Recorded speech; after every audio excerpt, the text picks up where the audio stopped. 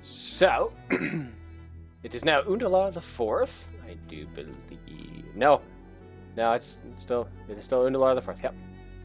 Because you guys have rested. Some of you have, but some of you haven't.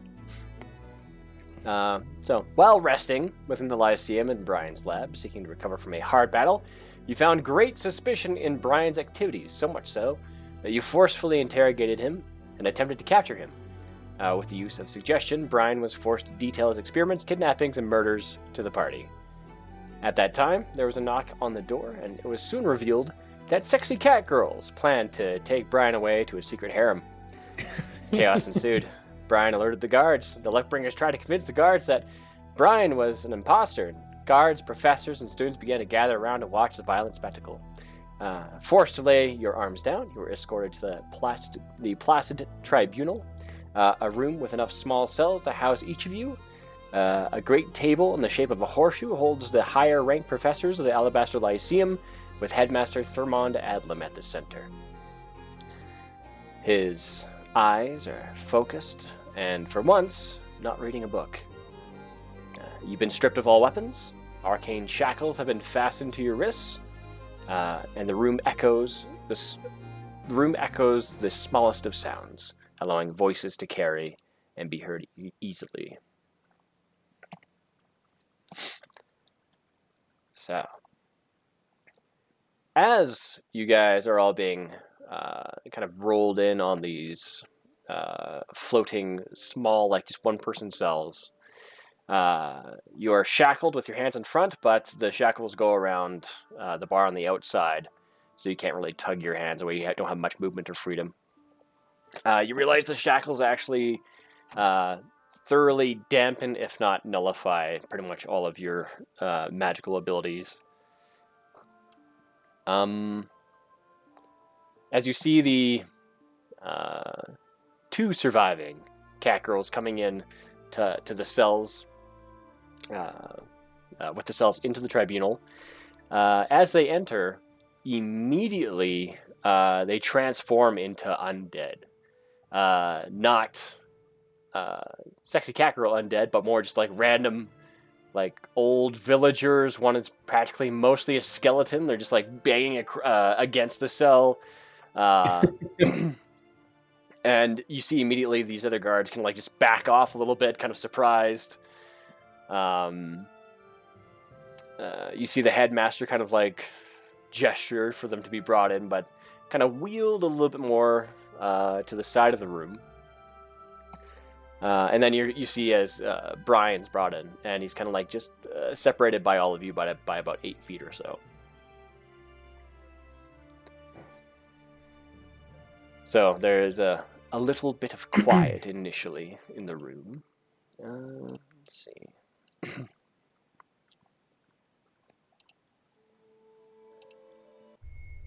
Congar's just sitting there, kind of throwing around a bowl of ink. You do not have the bowl of ink. Everything has been taken away from you. Oh. Congar sits there and yeah, your flops hands are down shackled on the ground as best as he can, hands still up in the air above his head, just sitting down on the ground like a child. Yeah, there's not really enough room to fully sit down. Like your butt I'd hits look ridiculous. the back bar, so it's not doing very much at this point. No, I would look ridiculous, but I'm trying anyway. Yep. I don't want to stand. So, the headmaster and all the other professors are currently just kind of like talking amongst children, whispering kind of lately. And the headmaster turns over towards Brian and continues to kind of break down exactly what his potential crimes might be and what his answers would be. Says, you're accused by your cohorts of being an imposter. Is that correct? And Brian just kind of goes into detail saying, like that he is not an imposter, but he was being controlled and possessed by this tome of tongues. starts to yell out to everybody, saying, "What? Just quickly, just pull the tongue from the book. Otherwise, I can feel it's taking me over again." So he's going to make a quick deception check. Are we close enough to like insight that? Yeah. Where is he? There he is. Nope.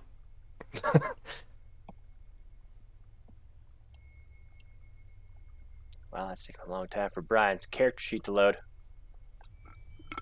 Yeah, it took me at least like 3 or 4 minutes for mine to load. All right. I'm gonna do. Let's see.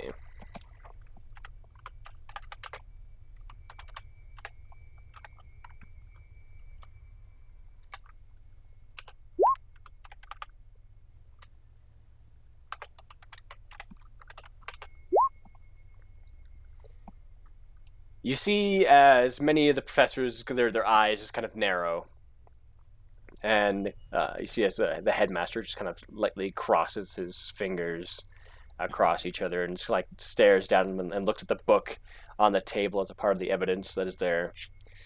Didn't Ed have the tongue or the tongue book and he ran away? No, they've taken everything off. Oh yeah, that's right. Because Ed I was in the crowd. That is true. You were in the crowd. Mm-hmm. So you got away. Bravely ran away. So they are still fairly suspicious about the book. So instead they just ask, has anybody seen this book anywhere? Anybody? I was making ink. Very well. Silence it is. I did not see this book. So they continue and they ask Brian, why is it that your cohorts decided to violently attack you?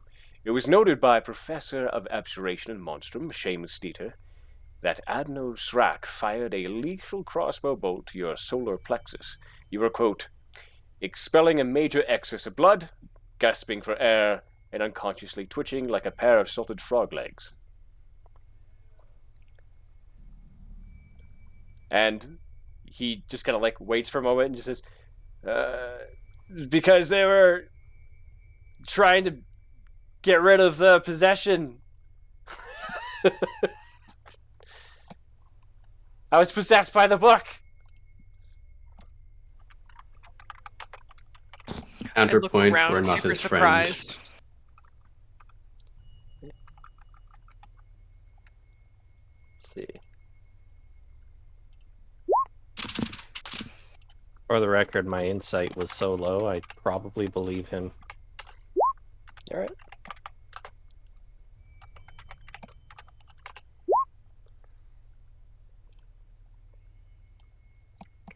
I also wasn't paying enough attention during this whole endeavor. I was just sitting on the table, so I'm just like super surprised, going, "Oh my god, that's how this started!" So they are suspicious, a little bit untrusting, but they believe that it has something to do with this book that's missing currently from the trial area. They look towards you guys. And they say, with your knowledge of rules, guidelines, and decorum of the Alabaster Lyceum, which is acknowledged upon entry, you directly violated those rules regarding violence within the Lyceum. The Lyceum is an asylum for those seeking a safe place to begin and enhance their education, unless within the prescribed areas for means of demonstration or experimentation. Weapons and spellcasting are strictly prohibited for the safety of all within the Lyceum. Furthermore, you've assaulted and attempted to murder a tenured professor of the Lyceum. During this time of great uncertainty, it is incredibly important that we find the root cause for this disturbance and dole out fair and proper punishment in regards to these actions. In recognizance of these missteps, what is the reasoning for your behavior?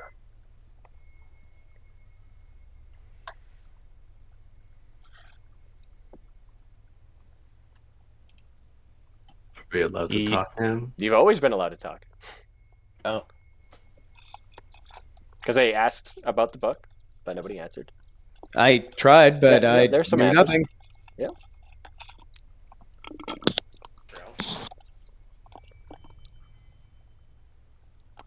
Brian has informed us, with the power of suggestion, that he has been committing murders and other heinous crimes. You'll find evidence for this in the black book that you took from me.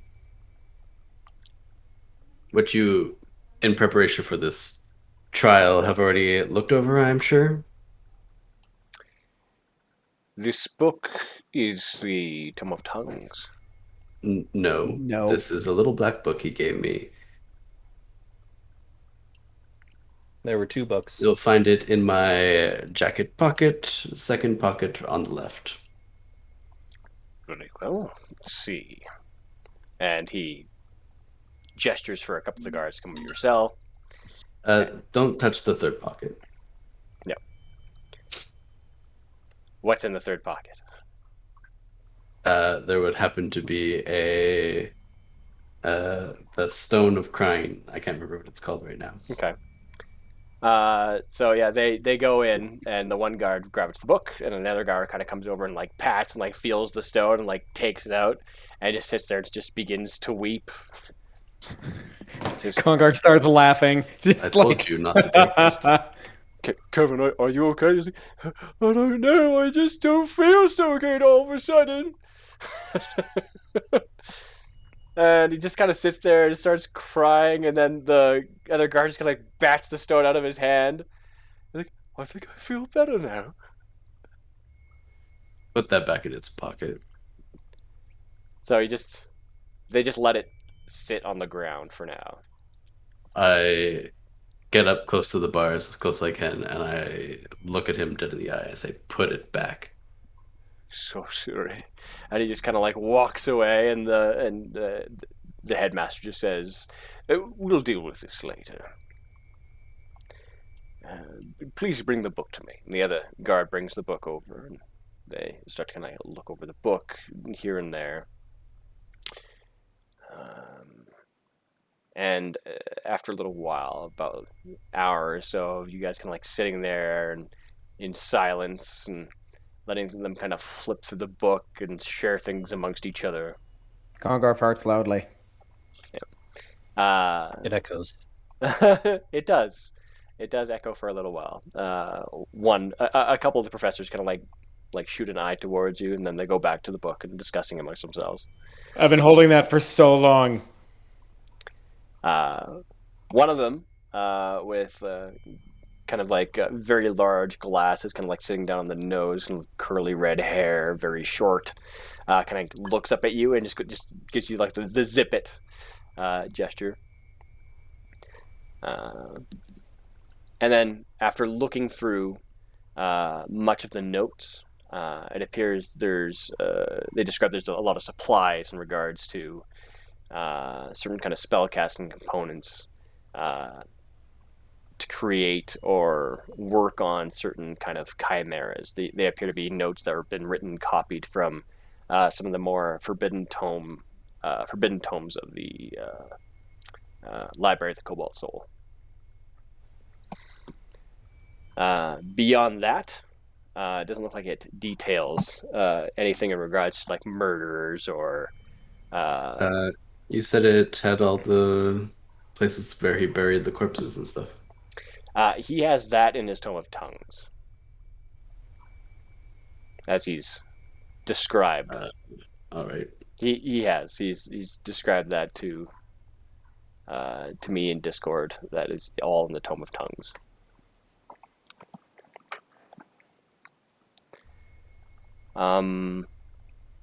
But beyond that notebook, that notebook has the components and has some of the rituals and things that are required to create chimeras.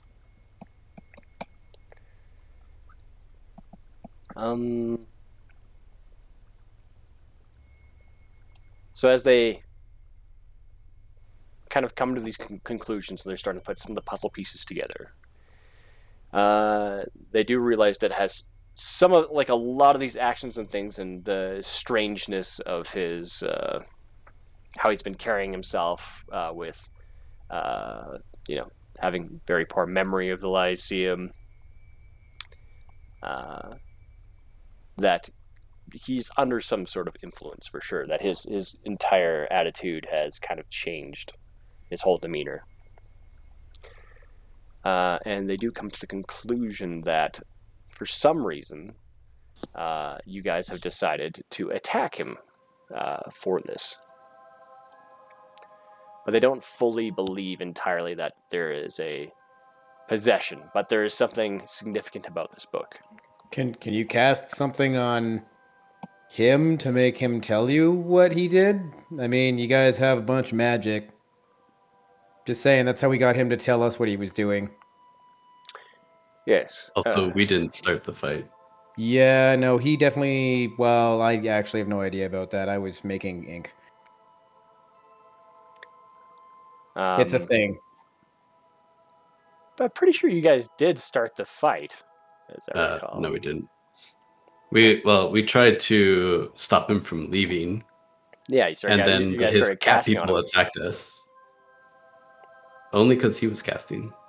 He went to do his thing, and then we all started counterspelling him. Mm-hmm. Mm-hmm. Yeah. So who started it? Well, fair enough. We're left there to kind of figure it out.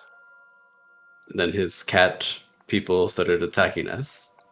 They said, "Oh, those were my cat people. They just showed up." Actually, you told me that they were yours, promised to you by the voice in your head. They were coming to meet you. Something about the Emerald Sun. You know, the guy attacking the city. Oh yeah, that was who because has been the planning tome with you all this time. Oh yeah. The tome that you're not possessed by, as we've already established. Very good. I think it's maybe just because it's really far away from me now. Oh yes. Yeah, they're not really believing him so much. You can make your persuasion roll as well, since you're talking. Okay. So it seems like they're a little bit more inclined to kind of lean in your direction and believe you. I mean, the longer we're here, the longer Emerald Sun's gonna be roaming around out there. You need all your mages, and, well, we kind of, want to kick his ass for blowing up our keep. Well, I mean, like, not that this is really, like, not super important or anything, but... this is quite important, actually. You can't simply exactly what I create just said. chaos within the Lyceum. Well, course not. yeah. I mean, he was trying to make genetically modified cat people in Lyceum, if that's not chaos. I mean, if I'm hearing this right, Then you just would saying. report these things to the Lyceum. So, you don't act You on don't your own think we volition. should try to apprehend him if he's trying to escape? Well, he was caught and he was going to run, so I guess we could have just let him go into the wind. It is not in your go and jurisdiction work. to capture or attack tenured professors. of the Lyceum. Actually, it is, because they are also part of the Luckbringers, which we are, and when of ours goes rogue, then we do something about it. I'm afraid that your rules do not apply within the Lyceum. Lyceum I mean, rules apply in the You're Lyceum. welcome for catching your criminal, though, because he Yeah. would have got away and then joined the Emerald Sun. Enough and of who this. knows? So, for Brian, Oh, I in see what it regards is. to the murder of a first-year student, as well as 2 long-time guards within Lyceum, to the illegal experimentation of chimeras within the Lyceum, the murder of innocent members of a tabaxi, and members of the elderly community, and to uphold the upright image of the Alabast Lyceum and its members, you'll be stripped of tenureship, lab residence, your research confiscated, and sent to fulfill a term of 180 years in the Black Bastille. You'll remain shackled and imprisoned as you are carted to the military district and placed within a high-security cell. In regards to a previous agreement with Margrave Atesh Ozil Sazin Kaladim of Kaimel, you will continue to have access to the Lyceum on a probationary allowance You will not have access to requisitions, but you will maintain access to the Traverse Junction. Before use of the Traverse Junction, a Lyceum Arcanist or Cobalt Soul Initiate must be informed ahead of time. In violation of this, the Traverse Junction will no longer be available to you. How long is ahead of time? At least an hour ahead of time. Easy. And what if we, kill the Emerald Sun? Just throwing out there. He just continues on. Further violations within the Lyceum will result in another tribunal, where all involved members will be stripped of all permissions and banned from the Alabaster Lyceum indefinitely. Depending on the degree of the violation, members will be escorted to the Black Bastille to serve a fair sentence. These terms are non-negotiable. To be clear, if it were not for our arrangement in regards to the Emerald Sun, you would already be banned from all entrance to the Lyceum, as well as use of the Traverse Junction for your brazen behavior. Congar's just smiling. At that moment, you see as guards go to grab Brian's cage, they start to wheel him out. You see he gets kind of wheeled out to the right. You see the undead are being wheeled out to the left. After about 15 minutes or so, while the other professors kind of speak amongst themselves, you guys are then wheeled out. You're let out of your cages, and kind of just given probationary free roam of the Lyceum. As they're unshackling me, I ask what would it take to get a pair of those? Don't forget your rock. It says, these are Lyceum shackles. If you would like to purchase some, perhaps you should be a member of the Lyceum. Well, I could do business with you. You're a member of the Lyceum. And this is currently a guard speaking to you outside. Yeah? Yeah. No, I don't believe so. Not even for... How much do I have on me? I have all my stuff back. Yeah, you have all your stuff back, and you see the one kind of guard that started kind of crying in front of everybody, just kind of kicking the little weeping rock on the floor toward you. It's just kind of skipping across the cobblestones. I'll grab it with Mage Hand and put it back in my pocket. Okay.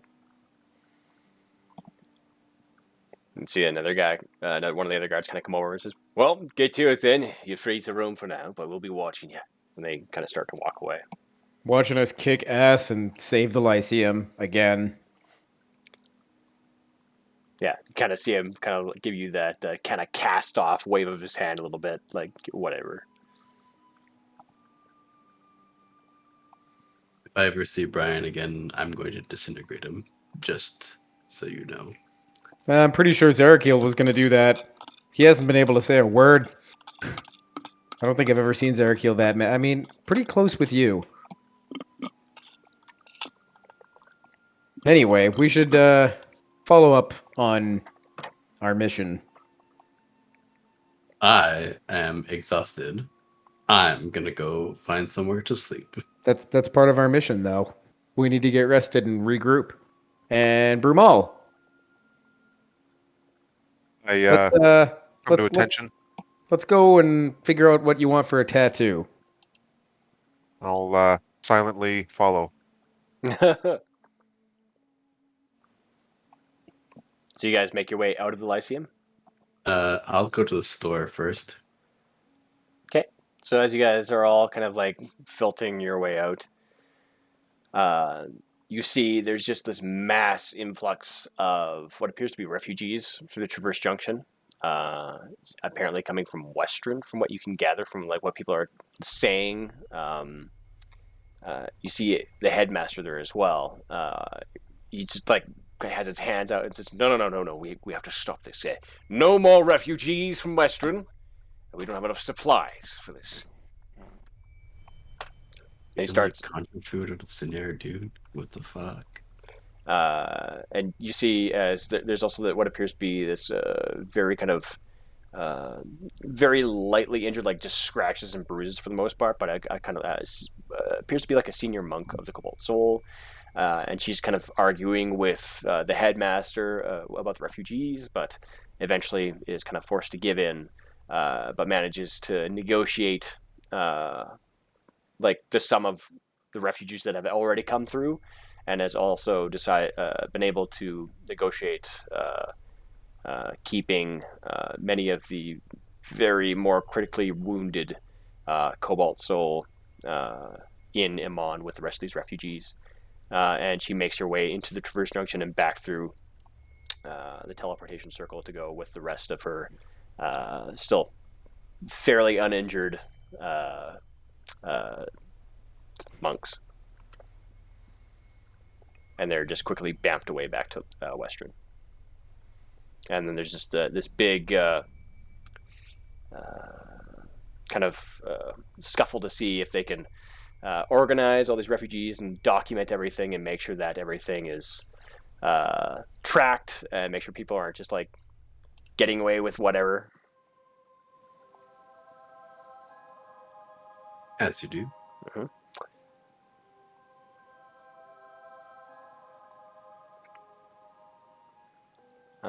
But yeah, you make your way to the store. Yep.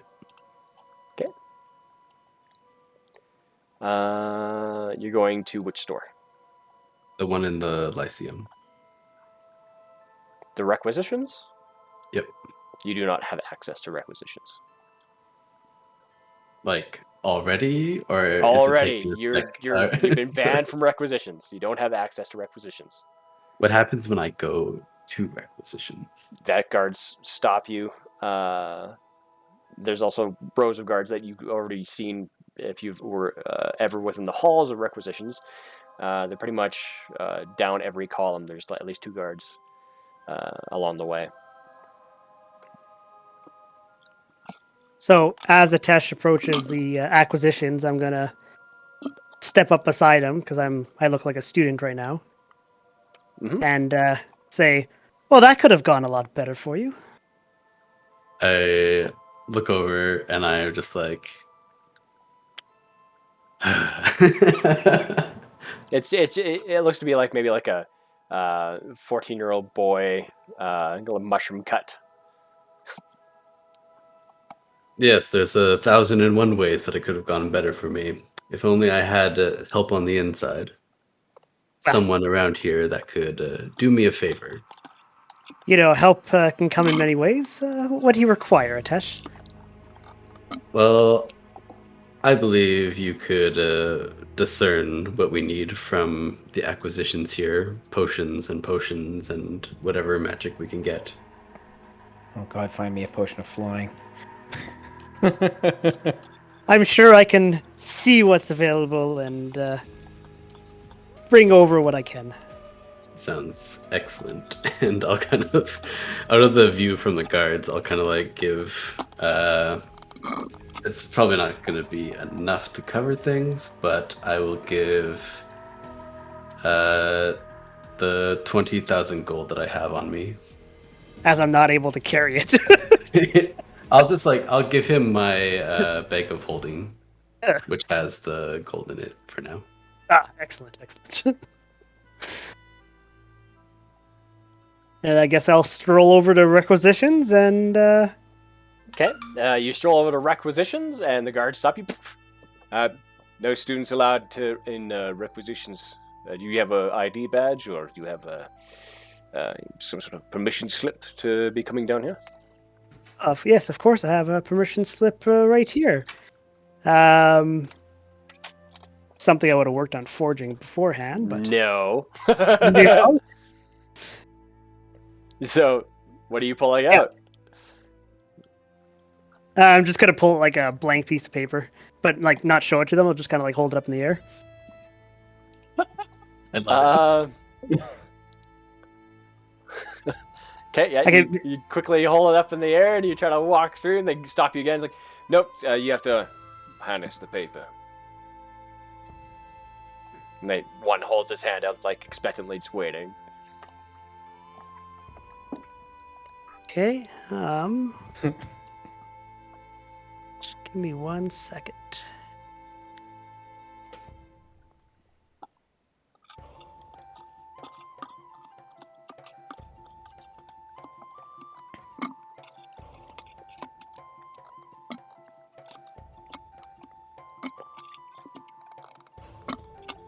The letter of commendation from the Lyceum dude, did that have our names on it specifically?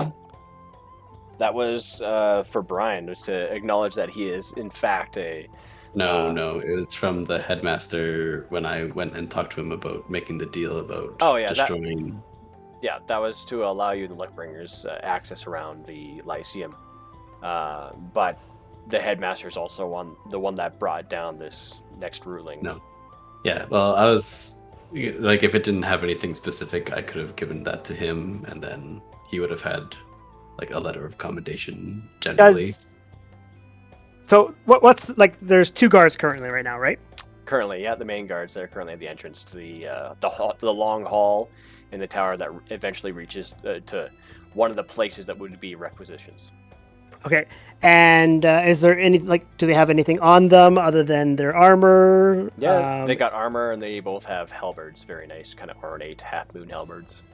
But I mean, like, when they take the slips, do they give them back to the students usually, or do they put them in a pile, or do they put them inside of a pocket or pouch? Or... You don't see. If you've never been into requisitions, you do know that Brian has, for the most part, while you guys kind of waited outside, so you're not really sure what the whole decorum is.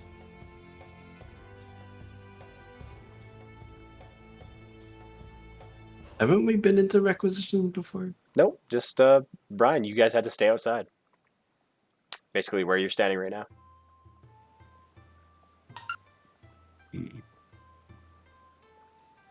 Okay, is there like a torch or anything that are on the walls or in like that? Yep, there are some arcane lights, so they're just kind of like hovering, glowing orbs. They give off this kind of like light blue light that seems to, for the most part, cast pretty even light across the entire hall. Do they produce any heat or anything like that, or no? They don't appear to. Everything is fairly comfortable inside. It's a part of their kind of protective magic around the tower that kind of it works like a tiny sphere kind of thing, so it's always a comfortable temperature. Okay, I'm gonna see if you're gonna allow this or not. So I'm gonna try to do basically like a performance / sleight of hands to give him the paper, but at the same time, while he is holding it, he goes to give it to him, it's going to light on fire. Yeah. But I'm gonna want to make it look like it's his fault, so it'd be kind of a performance and sleight of hand at the same time. You can certainly try. Excellent, excellent. That's all we ask. Okay. So, how are you gonna set it on fire? Hello. How are you gonna set it on fire while he's giving it to the guard? Just like from around the corner, I'll be like, control flames, and I'll just like set it on fire. So, for like the kind of layout how it is right now, so like there's like stairs, I guess, kind of like this, and there's this kind of opening right here that you guys are kind of in, and there's like some more stairs that kind of go up like this a bit, and then there's the long hall. So, okay. Hold on. Let me finish my damn drawing. Sorry, don't yell at me. Christ. So it's longer than, it's wider than this, obviously, but, and then requisitions. So I want to do this for guards. So you got these guards here. Thanks for the dick. It's gonna be good. Thank you. Yeah, that's gonna... An elephant. Get that one out of there. That rocket ship. And there are also like various doors, other doors to guys. This is gonna be great for YouTube, that's for sure. Get rid of that.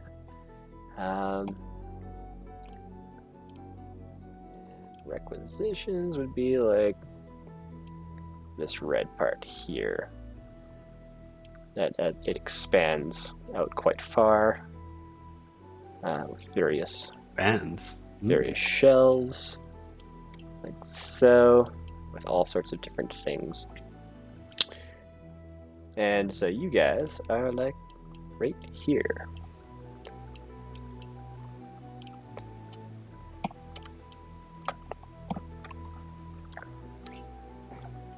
Right? So requisitions, you guys are here. All the blue dots are guards. All the little pink ones are where there are rooms and things, essentially, to other places. Okay, so I'm going to cast Prestidigitation when I'm handing it over at the same time. Okay. And just kind of have a delay so that when he grabs it in his hand, that's when it goes up in flame. I think Prestidigitation could technically set it on fire. They could set it on fire, yeah. Yeah, like a candle. Mm-hmm. But that would be a slow burn kind of thing as well. Mm-hmm.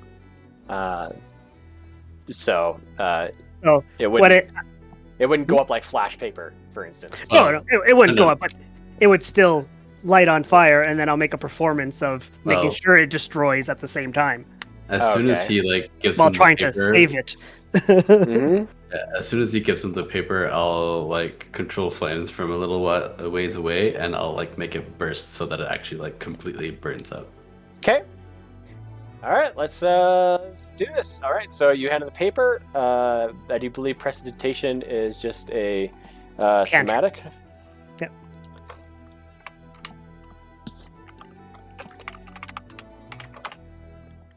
Mm-hmm.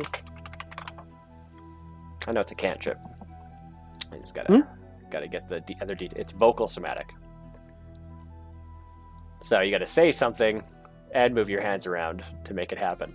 Yep, and I'll be doing that while I'm kind of handing it over as a performance, trying to blend it into the conversation.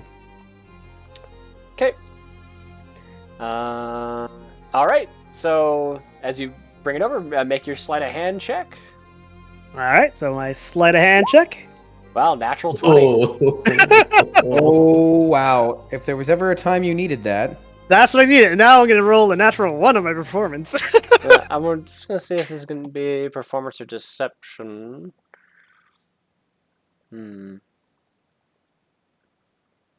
This can be deception. Deception? Okay. So then I'll do a deception check next. Okay. I give him... Well, I don't think he needs it, but do I give him advantage? Give me a sec here. Jesus fuck. Fuck. I love it.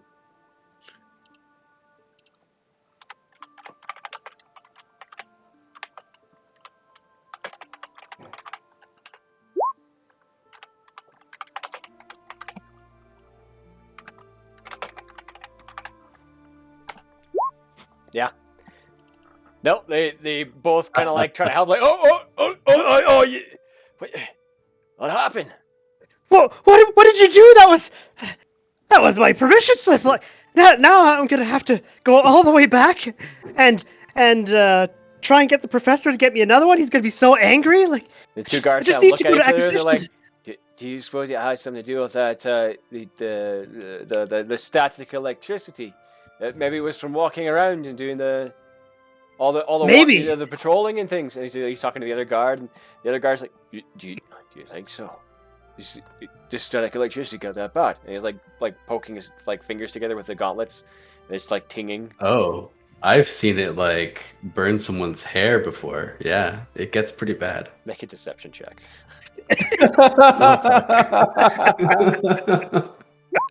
Oh no.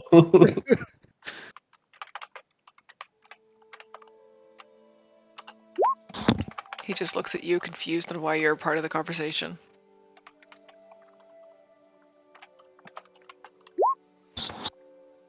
Ooh. double tie. Oh, that's an advantage. Yeah. Why does he have advantage? Because it's two guards. Well, do I get an advantage because of the whole situation? No. They've basically convinced themselves. I was just adding in a little spice for them. Says, well, I'm very sorry, young one. What's your name? Put it down. My name's Taylor. Taylor, very good. It's T-A-Y? Taylor, yes. What's your surname? Smith. Char.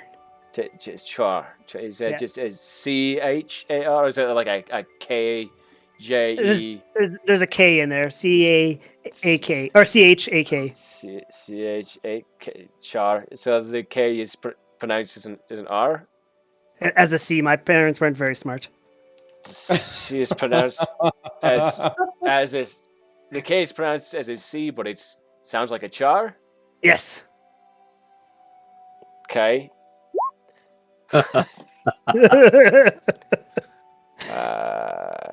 These poor fucking guards. So we'll put this in our report just to make sure. So there's not any confusion. I'm very sorry. I'd like to apologize to you. Oh, it happens. I just need to get the supplies for the instructor.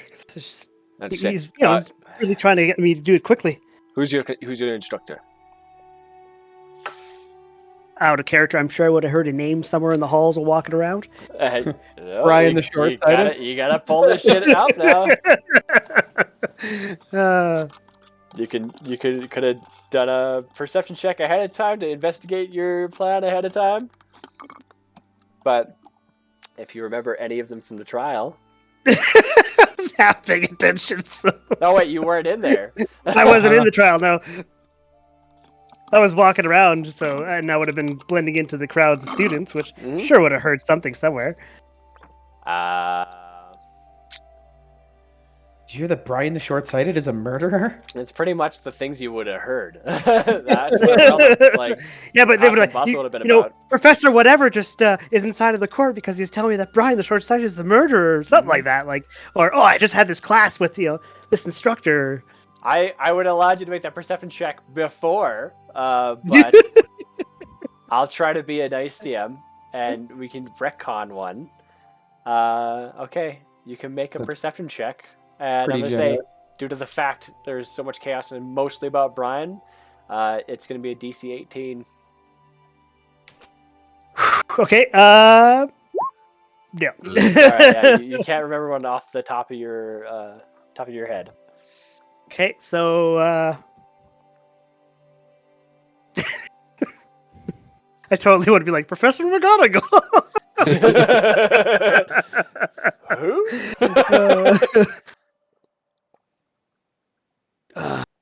Do you not remember your professor's name? How long have you been in this school? I've only been here for a few weeks, and it was one of the professors that's at the front gate he was so trying to just everything was chaos and going on. I'm just trying to remember everything that was on the list. I'm going to leave down the hall for a brief second. Are there any professor names on the doors or anything? Give me a sec here. It's pretty weird for you to just be joining the Lyceum now. It's normally they bring people in around July. What was that, sorry? Normally they bring students around Doolahai. Yes, circumstances with everything going on in the outside world, they decided to kind of give me a bit of a break and a head start. Make a deception check. All right.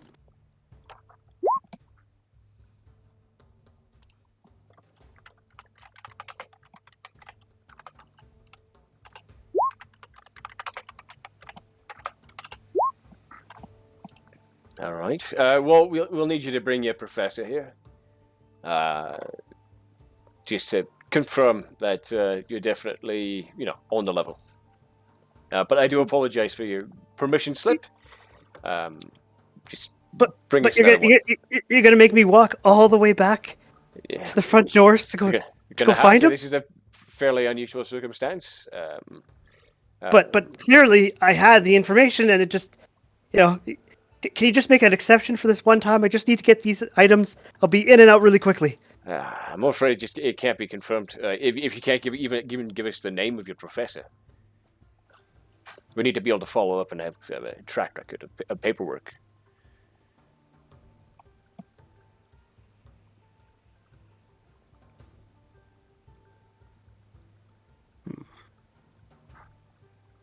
So the other one kind of goes like, "Sorry to disappoint you, young lad," and just like pats it. Okay, I'll come back around and be like, "Oh, by the way, has Professor Thurman Aladelan been in lately? I've been meaning to talk to him."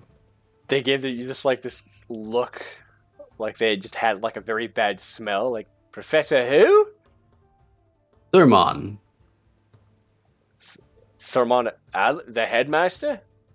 Yeah, has he been in? Yes, he's the headmaster. Well, yeah. Where is he? I need to talk to him. I assume he's either dealing with issues at the Traverse Junction, or he's in his office as he usually is. Could you show me the way? You should know the way. Yeah, you were initially given permission. The walk of the place. So you should be able to figure that out. That's at the top of the very tower. confusing. It's very confusing. Could you show me the right direction? He just points over to the left, up those stairs, straight up to the top. Right when he does that, I kind of slap myself on the forehead. It's like, Professor Thurman is the headmaster? He's the one that gave me the note. Totally doing another deception on this bad boy. Make a deception check with disadvantage. Oh, with disadvantage! Come on. I mean, at this point, they're probably just getting annoyed. Yeah. And they look at each other. It's like, I didn't know that the headmaster was still teaching. Or maybe this was like a special student or something. Very well. Just make sure you get a permission slip directly from Headmaster Thurman Alden, then we'll let you into requisitions. It has to describe the supplies that you need on the list. You need a permission slip directly from him? Yes. All right. I'll kind of bow my head down and make myself look really depressed and sad. Yeah, it'll require his wax seal as well as his signature.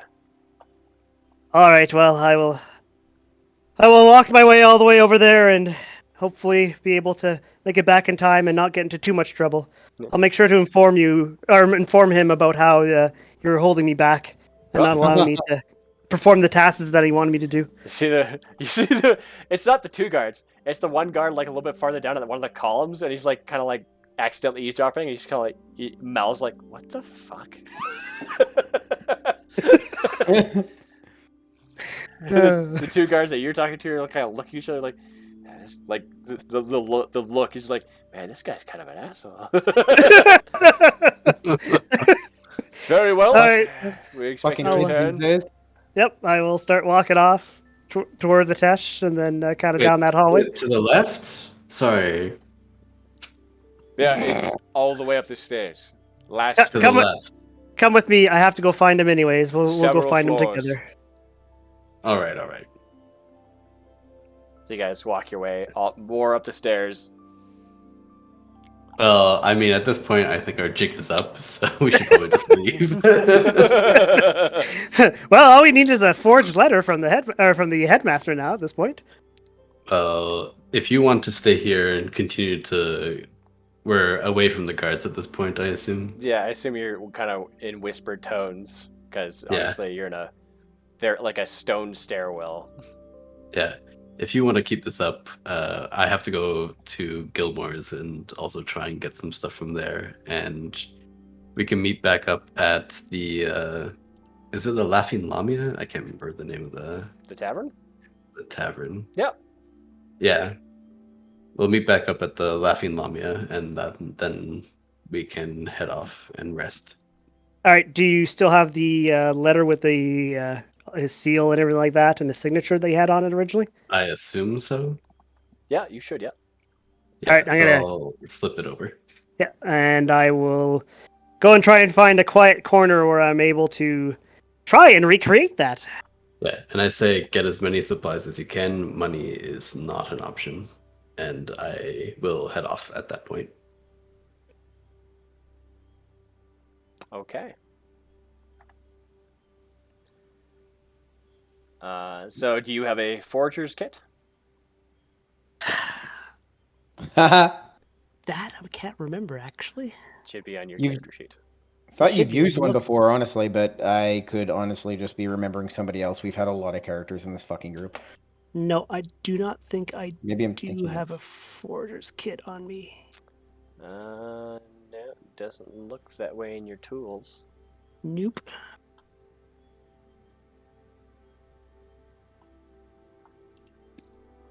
And there's no other way to purchase anything around here, is there?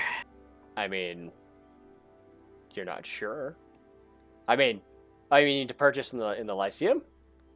Well, because if I need to purchase a forger's kit, Oh yeah, you need to purchase for that would be somewhere probably in the city, with an unscrupulous contact, I assume.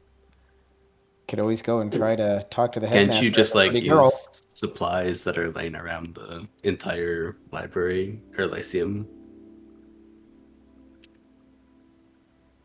That you could Like make your own try. fortress kit? all right. Well, I can go walk around students' rooms and stuff like that, and see if I can find the supplies I would require. So you Like- need a key to get into like the dormitories and things. Can't just follow another student in. I mean, you could. You can make a perception check. All right, all right. Like what all is in a forgery kit that is like not in a Lyceum? No, it's got papers, parchments, pens, and ink, seals, sealing wax, gold, silver leaf, and other supplies necessary to create convincing forgeries or of physical documents. All right, I'll do a perception check and see what I can find. You look around and you see like quite a few students kind of walking around and kind of like just bustling through, trying to go to like their next classes. Some are kind of like gossiping about like what's happening outside and the giant shields and what's happening inside with like the like.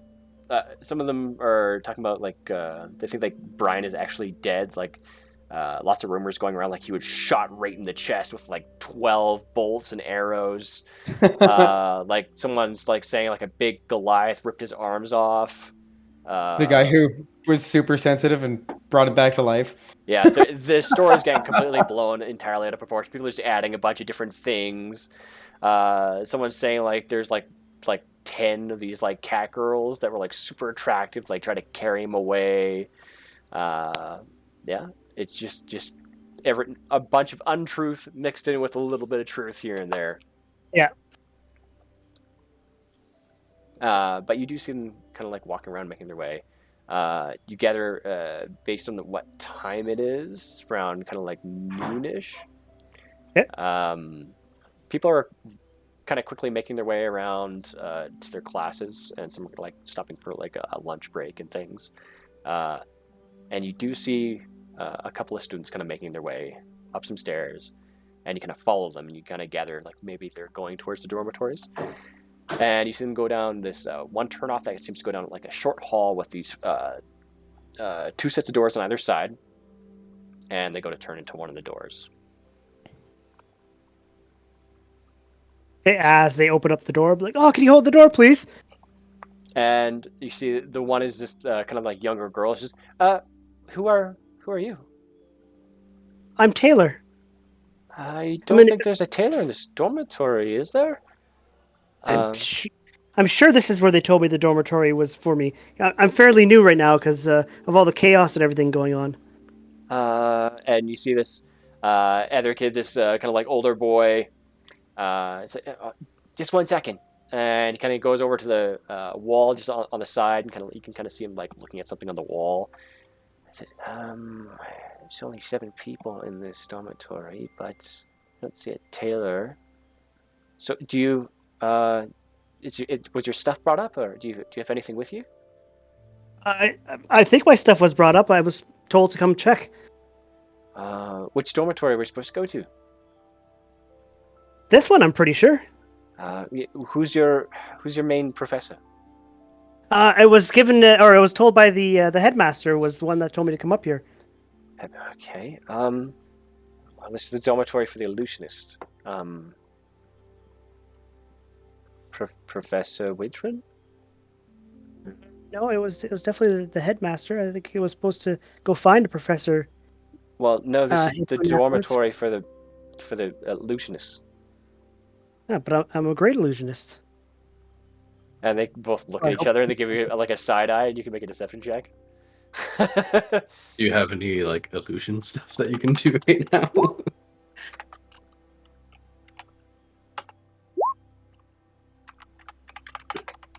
I kind of make my hair grow out longer and kind of change the look of my face a little bit.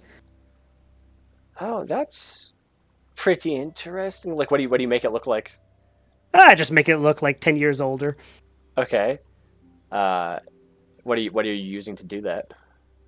My changeling effect. So, the one boy kind of comes over and like touches your face and says, "That feels real." It's a very good illusion. And looks at the other student and they're like, "Are you supposed to be able to feel illusions? Isn't that something else? It's transmutation, isn't it?"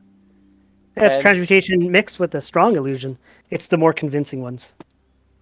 And they're just like looking at you, like trying to gauge you a little bit.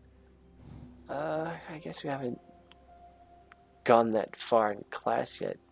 Oh, well, okay. What year are you to be able to do that? I've been a naturally talented since I was a young child, and that's what kind of got me my special permission admission. You see the girl kind of like roll her eyes. Oh, it's a prodigy, and she like opens the door wide open for you to come in, and walks away to her bed and goes like through a trunk to like grab some stuff, a couple pieces of paper and an inkwell, and then closes it and locks it up and walks out of the door. And the other boy kind of like sticks around on the bed and like kind of sits there. So what's your name? Taylor, like I told you earlier. Said your name was Taylor? Yep. Oh, right. Forgot. Well, I think those beds aren't being used right now, and like points at the three that are all beside each other. They're all completely very well made. And he kind of like gets up and shows. He's like, "Yeah, you can just choose whichever one you want, I guess. I mean, we're trying to kind of keep things in order, so you might want to choose the one on the next side. If you want to choose the one on the end, you can." And he like shows you like all the chests are all empty and closes them with like a big like. Perfect. Where do they normally bring up our things? Well, normally before you get here. I'm not sure how fast you got in, but it's everything that you brought with you. It should be brought up. So. Oh, okay. Do you just bring it right here into the room, or do I have to? Yeah. Oh, okay. Well, I guess I'll just kind of wait around until it shows up, I guess. Huh?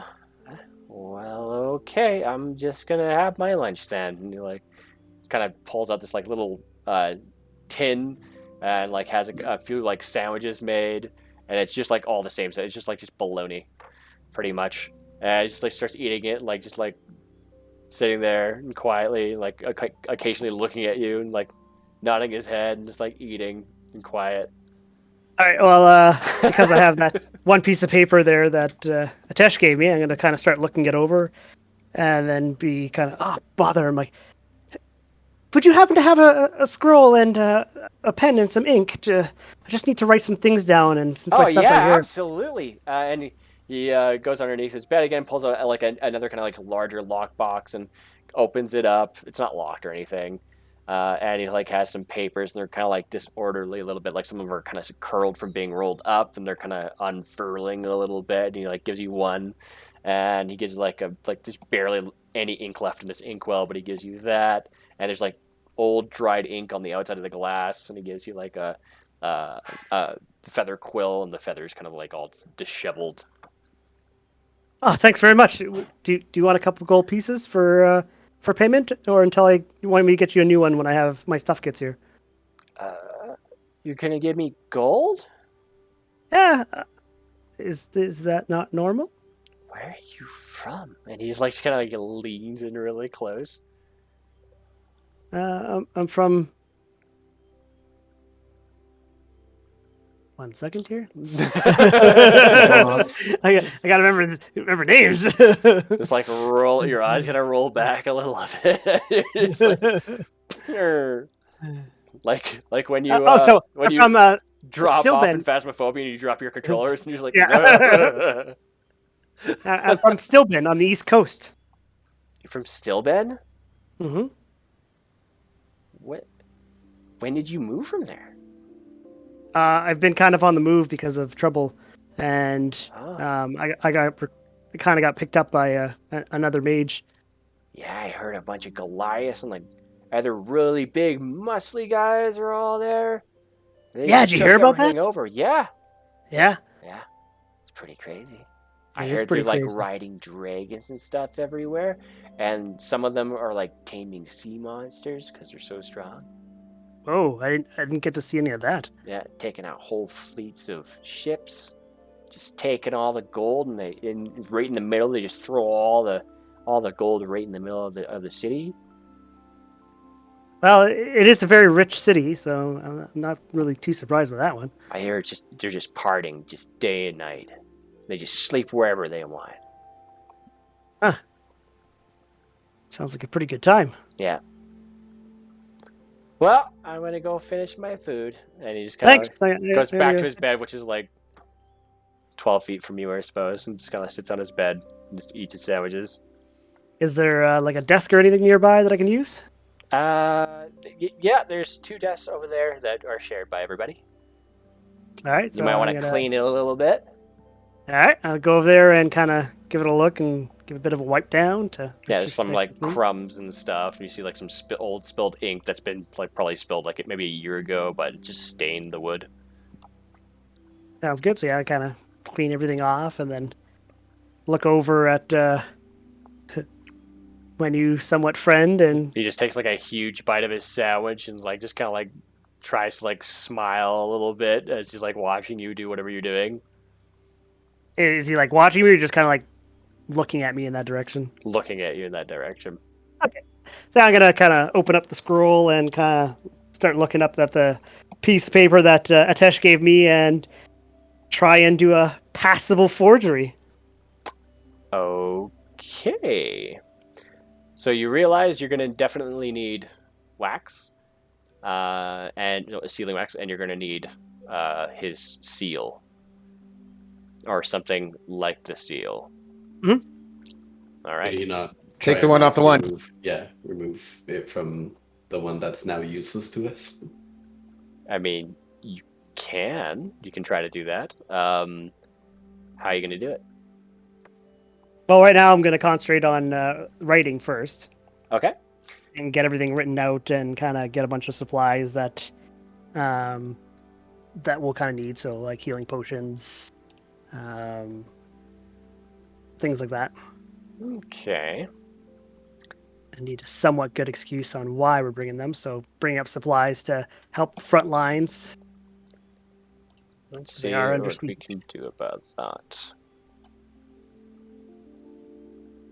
Bingo. I will BRB real fast. Okay. So, Jenny, Kate.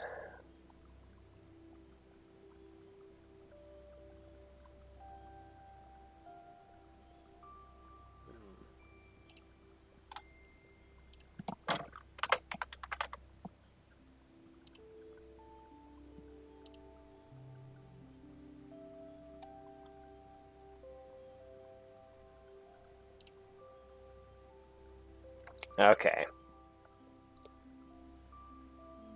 Training advisor.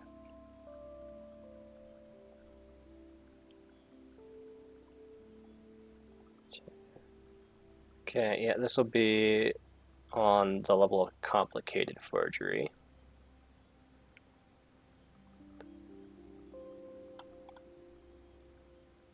Okay.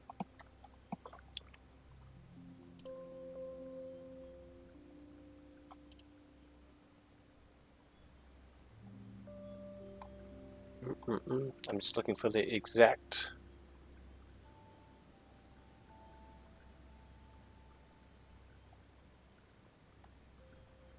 Alright, this will be a dex... Oh, there we go.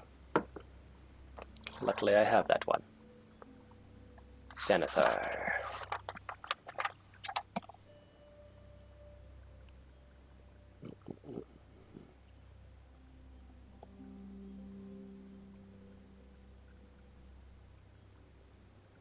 That's neat.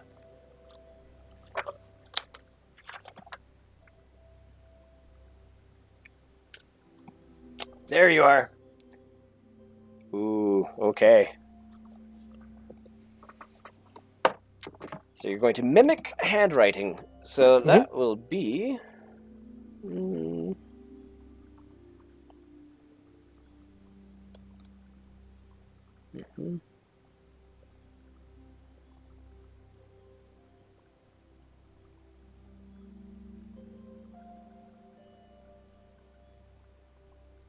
Okay, I'm going to need you to make a dexterity check. Straight up dexterity check? Straight up dexterity check. You would have proficiency if you were proficiency in forgery kit. What was that, sorry? You would have proficiency if you are proficient in the forgery kit. I just have jack of all trades, but...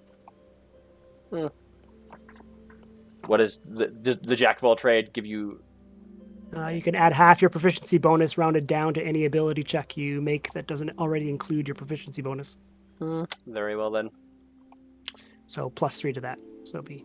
Okay, so that'll pass. So yeah, you are able to just barely duplicate Headmaster Thermon Adlam's writing as well as his signature. Excellent, excellent. And now, so the seal that he has on there is a wax seal. Yeah, and you do notice that the paper is different. Like the paper that he used was like nice, kind of like a thick kind of woven parchment. Yeah. What's the possibility of me removing that seal and putting it on by using a bit of heat? You can make a intelligence check, since I'm going to assume you've never done this before. Not this in particular. Oof. You gather it is wax, and that is on paper. So maybe if you melted it off, it might work. It would let loose from the paper. That makes sense. Yeah.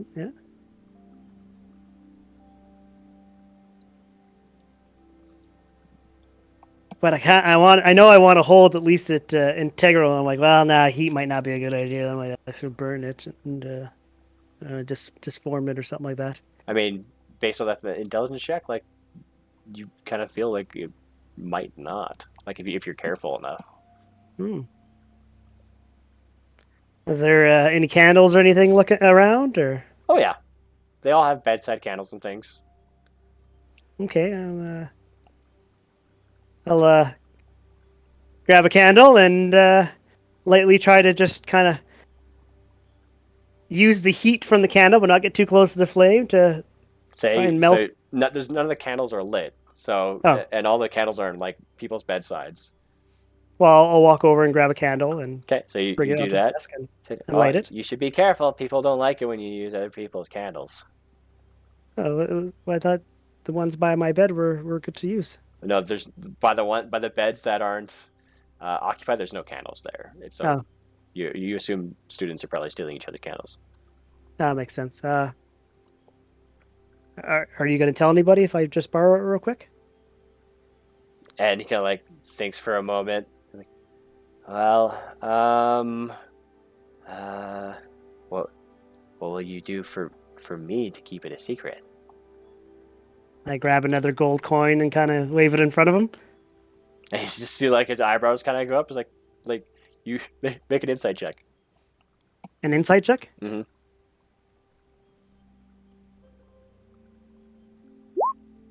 Exactly what you needed. it's pretty obvious. He gathers like he can probably make a career out of this. You have earned my silence, and he like makes like the zipping mouth shut thing, and he grabs the gold coin and pockets it. Excellent, thank you. I flip him another gold coin just for... Yeah, you grab another, and he pockets that too. So what are you doing? And he like puts a hand on your shoulder and kind of looks over as he's like eating his bologna sandwich. Oh, I'm just writing things down. I'm just having a hard time seeing, so I'm trying to use a little bit of light. All right. He walks away and goes and sits back down his bed.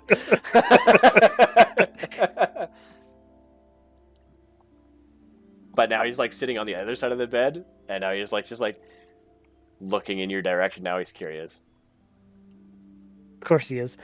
So I'm gonna light the candle and try and gently melt the seal so that it comes off enough that I can remove it. He's like scooched right over. He's like watching you like burn this paper with a wax seal on it. And just a bated breath, like his sandwich is just kind of going stale in his hand. And so make, oh, this can be tough. Make a, it's gonna be a DC 20 dexterity check. DC 20 dexterity? Yeah, to get the right amount of heat, so you can actually like pop it off. Like DC 20 is, it's tough. That's a hard check. And it's gonna be along the lines of duplicating the seal. So. Do you have any magic to like improve your chances? That's what I'm kind of just taking a quick sip. Ooh, excuse me. I'll quickly jump in the room and give him cat I've been here all along.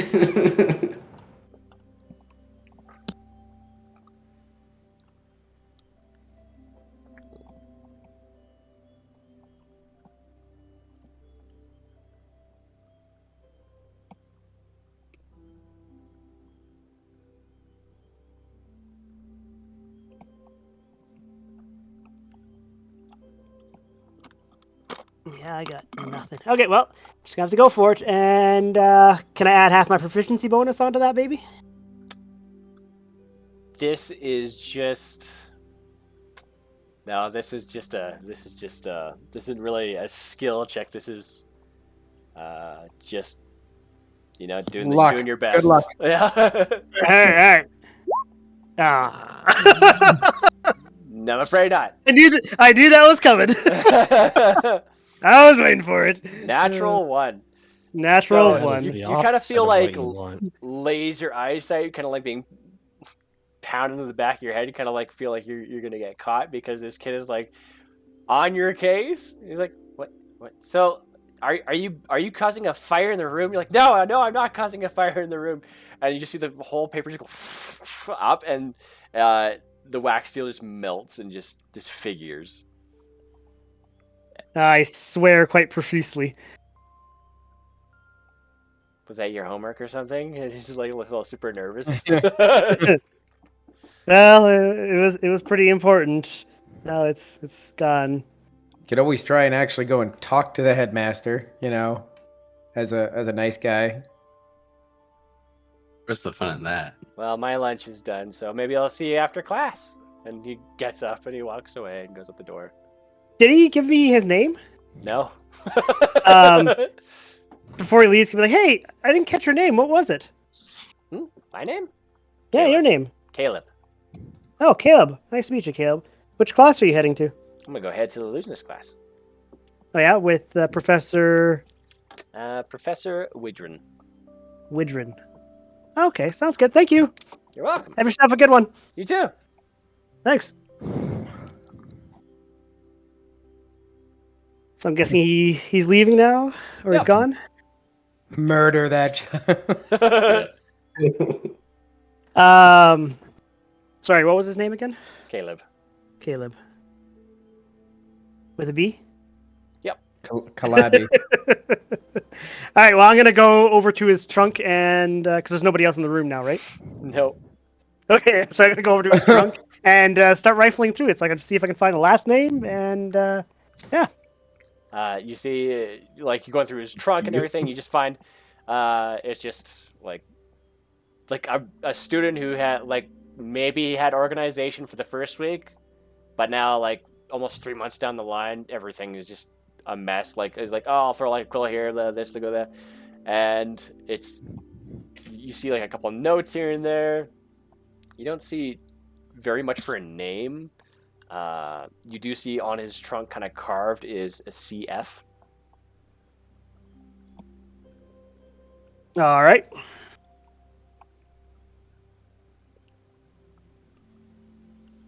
No documents or anything around here from professor or anything like that he just kind of laying around? Make a perception check. All right, I could do that. Yeah, there's something I could tell you, but I don't know how much you want outside help. No, it's that help. You see on the wall there, where Caleb initially went to go look for all the students, you see his last name is Falks. Falks, okay. Yep. And you see there's 7 students in the dormitory. All right. I've got a quick question for you, and we'll see if this is possible or not. But if I try to recreate that seal with an illusion spell, possible or no?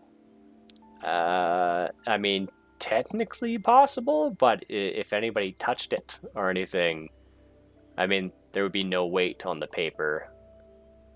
Really wouldn't have to be, now would there?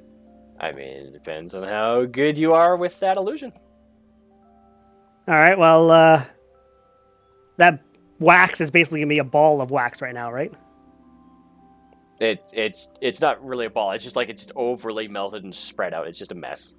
It's just a mess, yeah. So I'm going to kind of make it into a ball or whatever, just to kind of give it about roughly the same shape as it would have had, and plop it on the bottom of the paper that I have. Okay. And then I'm going to cast... Actually, we'll have to wait till I get almost to the stairs. Basically, I'm going to cast Minor Illusion on it when I get to the bottom of get to the stairs to give to the guards. To make it look like it's the right seal. Okay. So you make your way back. So you're not putting it on the paper right now. Oh, well, the wax is on the paper to make it look roughly like the shape of the seal. And then when I get to the bottom of the stairs, I'm going to cast Minor Illusion on the wax to make it look like an official seal. Okay, so you're gonna have to melt it onto that paper now. Yep. Okay. So so easily enough, I suppose. You heat up the wax and you pour it onto the paper. And what do you do with that lump of wax? Kind of just roughly shape it out to about the shape of what I can remember from the wax seal look like, what I can do with my hands. Make a dexterity check with disadvantage.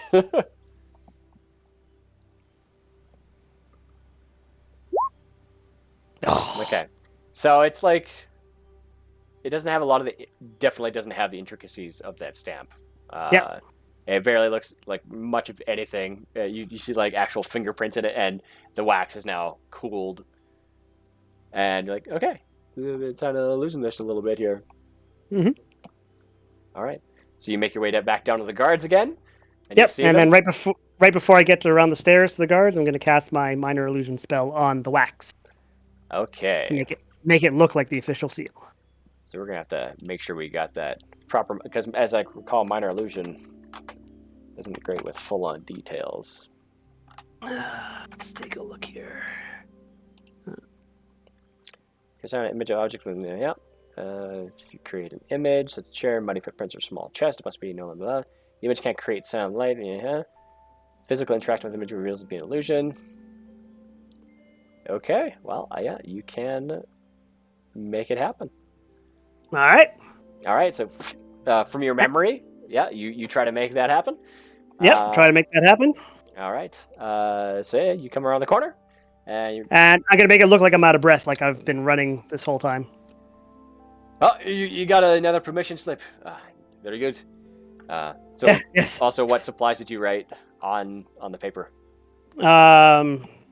General supplies and what I think we would need for They gotta be what specific. a test. So, okay. So we're gonna say Potions of rest.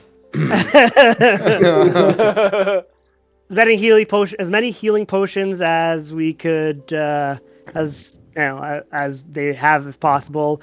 Potions of rest. Okay, like quantity and like what type? Okay, so potions of rest. At least 6. Wow. Two. No, you're not there. You're not there. What else?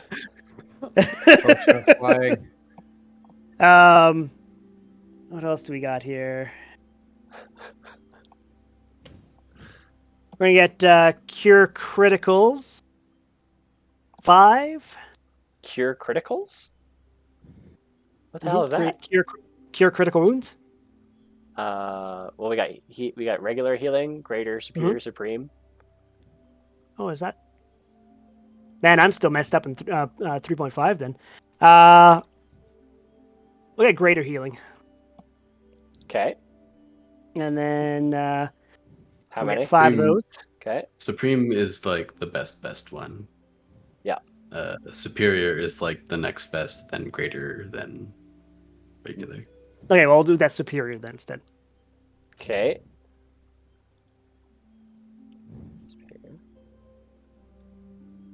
Oh man, I am drawing such a blank right now. It's not even funny. Flying potion. Flying barbarian would be pretty cool in your arsenal. Just, I'm not there. Nope, you're not there.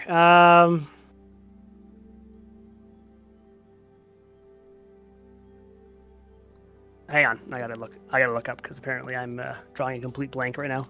Okay. Also keep in mind, you look like a 14-year-old student that just started. But getting for the headmaster here, so yeah. You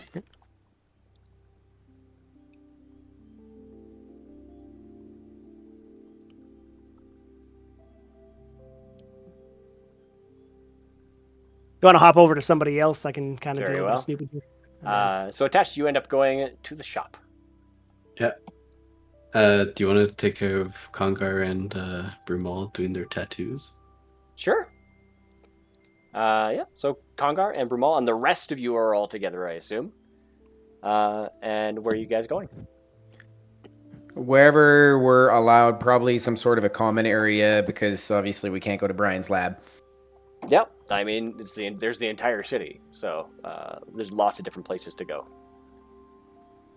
Somewhere reasonably private. I ask if anybody wants to be around while I'm tattooing Brumal, but we're going to do our thing. We should rest up and view the status of our inventory. I don't know if you need to make potions, make potions. Zinra, I don't know, maybe you can find a suitor. I have no idea what you want to do. You have your genitals back. Congratulations. And It's kind of condescending, but I mean, she just showed up, she's, I don't know, originally that's what she talked about a lot. So, yeah, what was that? The Laughing Lamia. Let's go get drunk. Sure, I mean, maybe Brumal and I could use a corner somewhere there, unless Brumal's got a place. Actually, that's a good point. On my way out, I would probably have found them and been like, meet up at the Laughing Lamia, and then we'll rest there and whatever, and then I'll split up. Cool. Good call. All right. So, yeah, we can go Laughing Lamia. Brumal and I will go anywhere that is, not super isolated, but, not teeming with everyone. Well, you gather that the Laughing Lamia is going to have lots of people, probably, especially now with like all the hustle bustle what's going on right now. People like looking for like some kind of common place to talk about what's happening. At the same time, you can like rent rooms there if you wanted to. Yeah, we'll go there and just rent a room. Okay. Yeah, so a lot of you all make your way to the Laughing Lamia. You see there is a lot of people on the outside, kind of like drinking just outside of the inn as well, and talking to each other in like very hushed tones. Some like just like talking about what was happening in West Street. We see like a kind of somewhat half-injured monk, kind of helping to aid some of these other people into the inn. Looks like to rent a room. A lot of the other folk that seem to be more from Amon are all kind of drinking inside, and some, although are sympathetic to what's happening, you kind of see they're also simultaneously somewhat annoyed by the influx of people kind of coming in and taking rooms. As you go up to the bar, you see the innkeeper is just like completely super busy with all these other people, but much of his help is going around and helping to kind of sort the chaos out. And he looks over to you guys and says, what can I do for you? A room and just a corner booth? Right, room. I think I still got a room available here. That is going to be... 3 silver pieces for tonight. I'll give him a gold. Perfect. It's you guys. Okay, no more fucking up my inn. All right, no more destroying tables. Wrecking shit. I have to make a very good image for, all these refugees and things, as well as the locals. And I thank you so much for helping me, get that new table. It's very classy. The guy who helped fix that died fighting a god, defending this realm. Cherish that table. And I promise we'll be on our best behavior. And then I turn and look at Adno. He just seems to be very, doesn't know what to say to that. No dog looking for ladies in the corner. Alright, I can give you the VIP tables up at the top there. We got 2 large booths. I can just give you the one you guys were using last time. Sure. Alright, bring some meals up. The room you have should have 2 beds available. Double beds. Excellent. We only have 1 edited room available as well. It also has double beds, and the rest are all taken. All right. So it gives you a key. You can make your way up to the room or just the VIP area. I'm going to go up to the room. Okay. Yeah, you open it. All the beds are made. There's some kind of complimentary, kind of like a little wash basin there for you to wash your face and hands. Looks to be some complimentary fruit, a nice vase of flowers.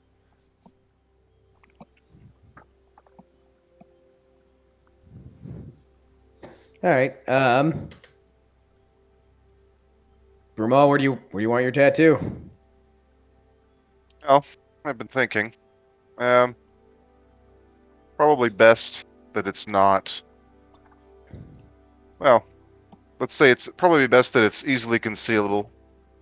Back or shoulder? Probably, yeah. Well, I mean, where would you have the easiest time putting down this tattoo? I was thinking either on the arm somewhere or maybe just on my shoulders. It doesn't really matter.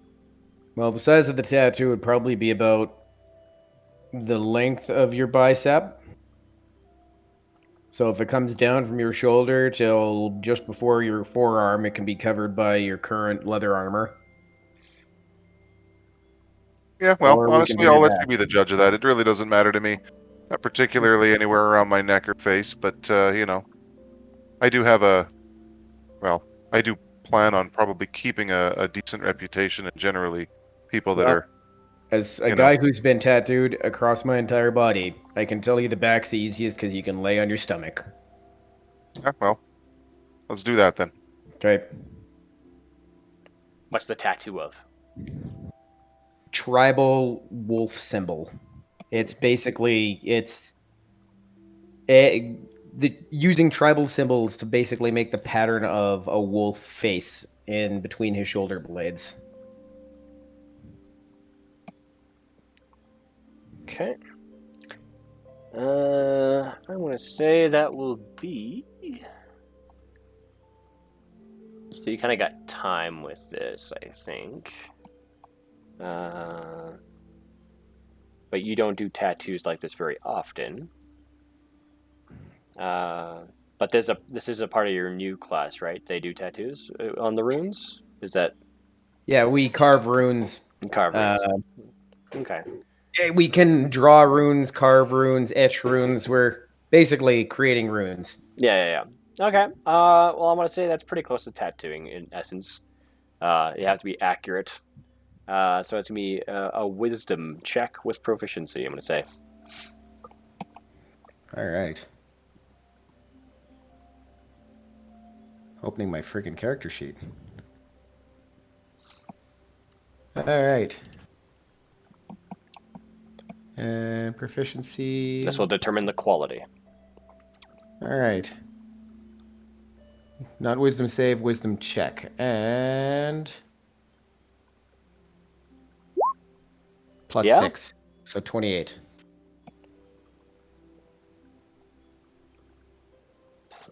What? I mean, you can get, if you got a natural 20, that would just be... How do you get a 22? My wisdom plus 3, and then... So I rolled a 19, plus 3 is 22. Yeah. What's the plus 3 from?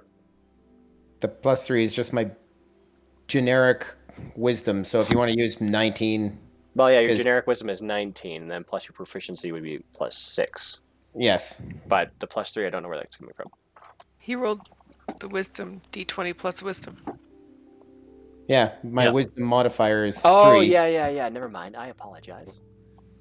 Okay, good. I'm not taking crazy pills. I'm like, oh god, did I do something stupid again? No, I'm taking crazy pills. Yay, we're all in the same pills. Doing 5th edition. Hey, whoa, okay. We have brain farts every now and then. Yeah, I can't even remember bloody spells. Well, there we go. But yeah, that's pretty damn good. Yeah, you make this very highly detailed wolf tattoo on Brumal's back. I'm going to say it probably takes you at least like 2 hours. And it's incredibly accurate. There's like no straying from the lines. It's like perfect curvatures. It almost looks exactly like shimmer. I tear up because I am so proud of my work. Aww. The tear gets on the tattoo and it gets infected. Yeah. I was gonna say it's gonna get infected anyways because it's not a very clean environment. Yeah, literally a tavern. I'm gonna say that because of how well he did, he knows how to do a proper tattoo. But during that 2 hours, what the rest of you guys doing there in the Laughing Lamia? Drinking. Drinking? Yeah. So you guys up in Resting the up. VIP area. You and Zerakil and Adno. I'd probably be up there doing potions.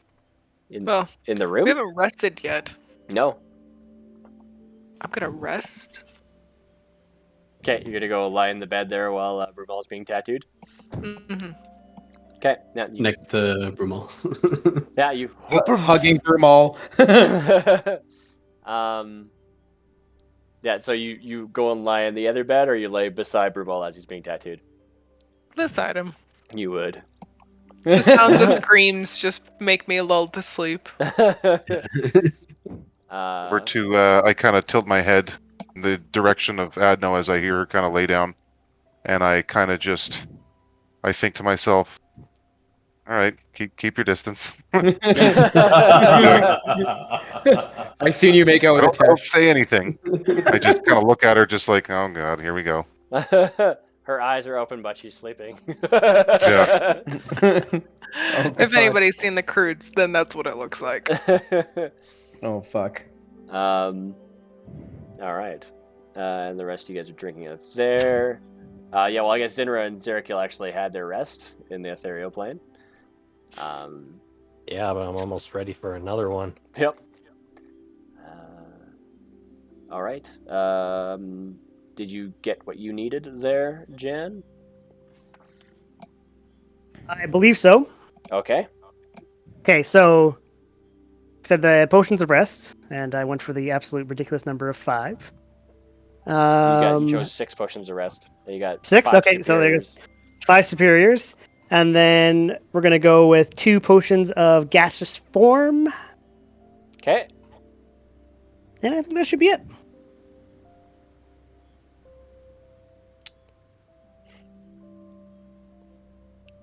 Okay. So yeah, you walk up to the guards and you show them, and the one guard looks at you and says, so you're back.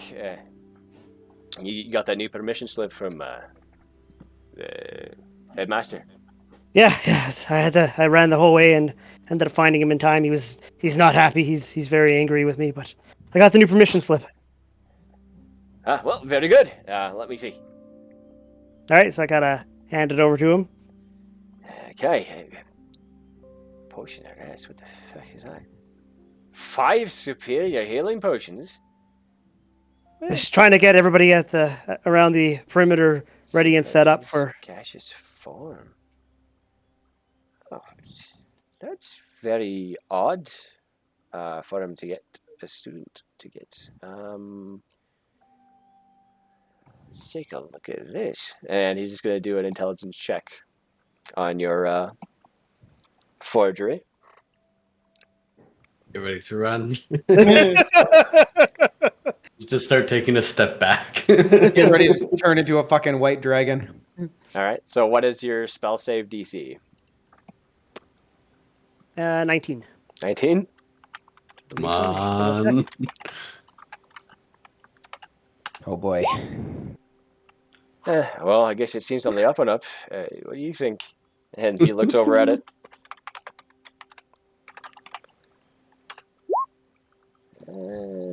Yeah, it's pretty strange supplies overall, I'd say. But yeah, all right. Make your way on in there, Taylor. Oh, thank you. Yeah. Sweat dripping.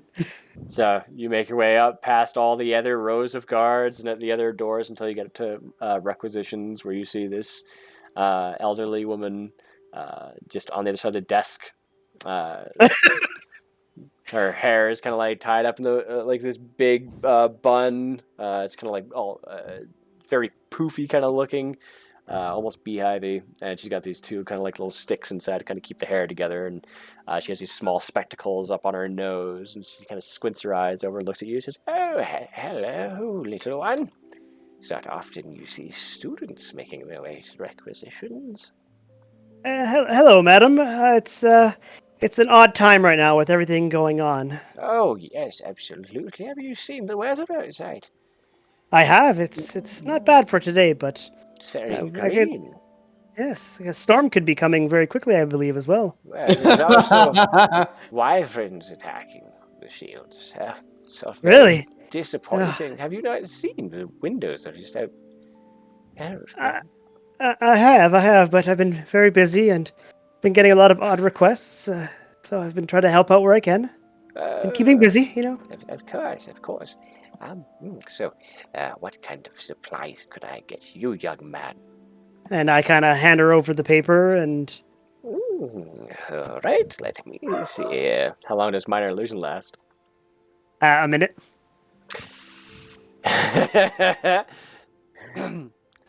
So I hand it over so that the seal is not visible. Kind of like just holding onto it as I'm handing it over. Okay. So she goes to take it from you. She grabs the edge of the paper and goes to tug out. Do you let go? I was kind of hoping to keep this paper to be able to make sure that I have everything on. I have a terrible memory sometimes. Her frail fingers kind of like, it's okay. I mean, she like tugs a little bit and you don't let go. Like, oh, you're really stuck on that paper, aren't you? I have to just take a look at everything, make sure everything's totally up and up. She tugs it again. Maybe I'm going to give it a purposeful rip, but make it look by accident. What kind of purposeful? Are you going to rip off the whole part where the wax seal is? It pretty much is what I'm going to try to do. Okay. So she gives another tug and says, "Oh, Whee! time to let enough games." And she goes to tug on it, and you try to rip it. Of course, not making it look intentional. First, make a sleight of hand check to make it like professional. Okay. Then brother. make a deception check. Okay.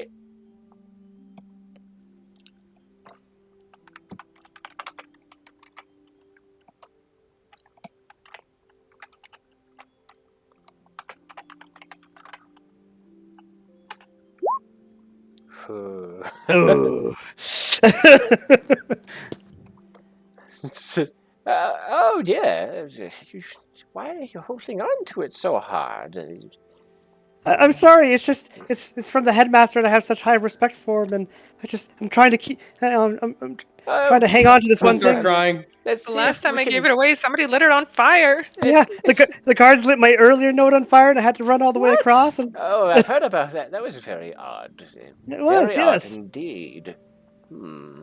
and do a performance to make myself look sad and almost like on the verge of tears. Make a performance check.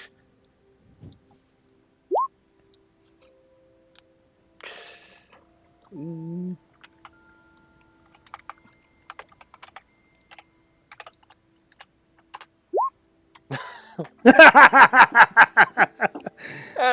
it's okay. She goes to like try to reach for your shoulder, but she can't. Like the desk is so wide, and she has to like go past like this kind of window where she has to like slide out everything. There's just no way, and so she kind of gives up. But the intention's there. He's like, please, just calm down. We'll get it all figured out. Could you just pass me the wax seal, so I could mend it or something? And she like starts like licking her fingers and like trying to like tap the edges of the paper and. Of course, but now, of course, I've crushed it, so it's all deformed, and I'm like, I'm sorry, I got too excited. Oh dear. I'm sorry. I required the documents in order to get you these items. And she like adjusts her glasses really quick and says, "Oh no! Let's see. 6 potions of rest. 5 superior. 2 potions of gaseous. Why do you need such powerful potions? For what class is this? The headmaster wants him for the perimeter defense because he's worried that things are going to start getting out of hand soon. She's tilting her eyes back, so like she's looking at you underneath her spectacles, like. You can almost see up her nose. She's like very suspicious. Do you know the deception check? Make a deception check with disadvantage. Run. Oh, run. You know, lucky. It doesn't mean it's an automatic failure. I'm sure we can get this all figured out. Let's see. And you see, as she kind of like gets this like bit of wire and kind of puts it to her mouth. Headmaster. Oh shit. Please make your way to the requisitions and help this student get the supplies you're looking for. We just need to clear some things up very quickly. Very well. Thank you. He should be down right quick. So you're kind of like standing around and waiting. I gotta kind of walk towards the door a little bit and kind of just like, you gotta walk your casual. way down the hall. Make it look casual as I'm walking around. It's probably like 40 feet to get back down to the area past the guards. Where are you going? The headmaster will be here very quickly. Yeah, I'm just walking around, passing the time. Yeah, very well. Charles, could you just make sure the boy remains here? Just don't let him wander too far away here. Don't want him to get lost in the halls. Lots of places to get lost.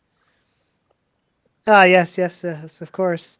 I'm gonna make a break for it to try and run. Invisibility.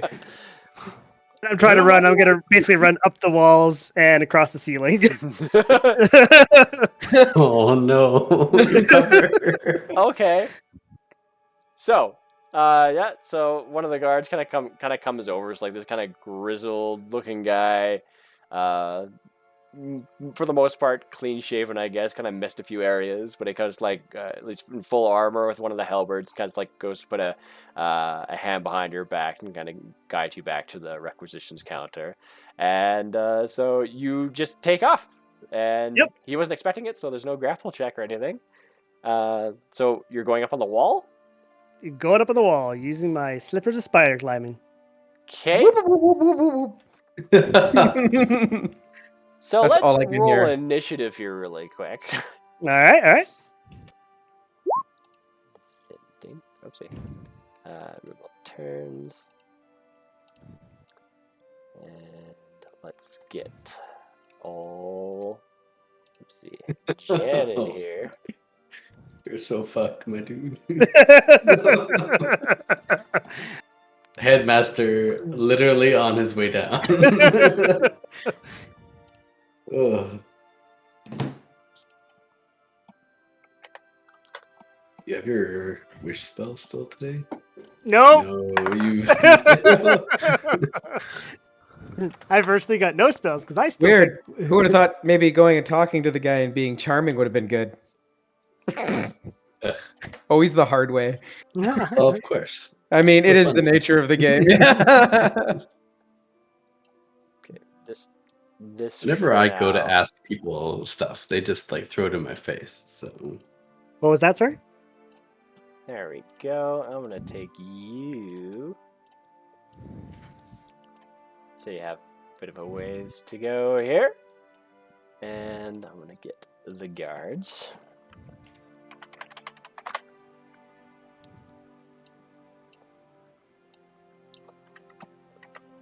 how tall is this hallway? Oh, it's quite tall. It's about 20 feet.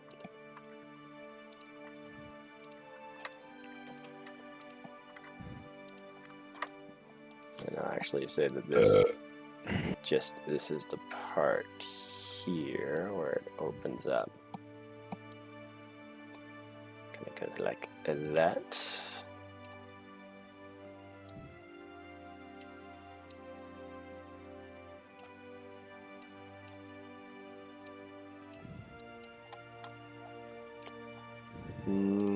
Okay.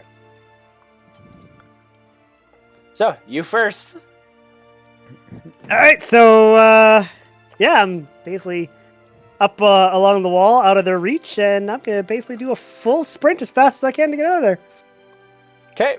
So you go up on the wall. I want to say out of the reach is about 10 feet. So 5, 10, 15. That's a movement of 15, then full sprint. That's it. It's going to be 45 more feet. Well, they do have halberds, don't they? That is true. So you get this far instead. So you go about 15 feet. Yep. Because they have their reach weapons. Yep. So yeah, you rush all right past them. They're not trying to attack you really, but they're going to try and grab you. And you hear the old lady just go, "Oh my, he's running along the walls."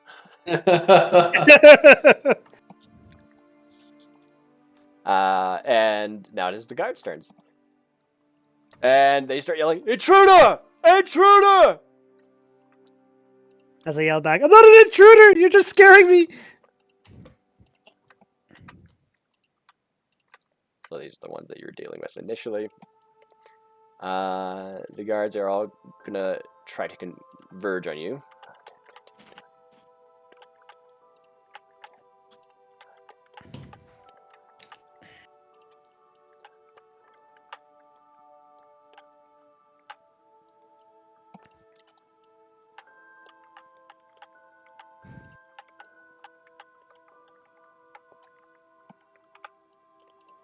All right.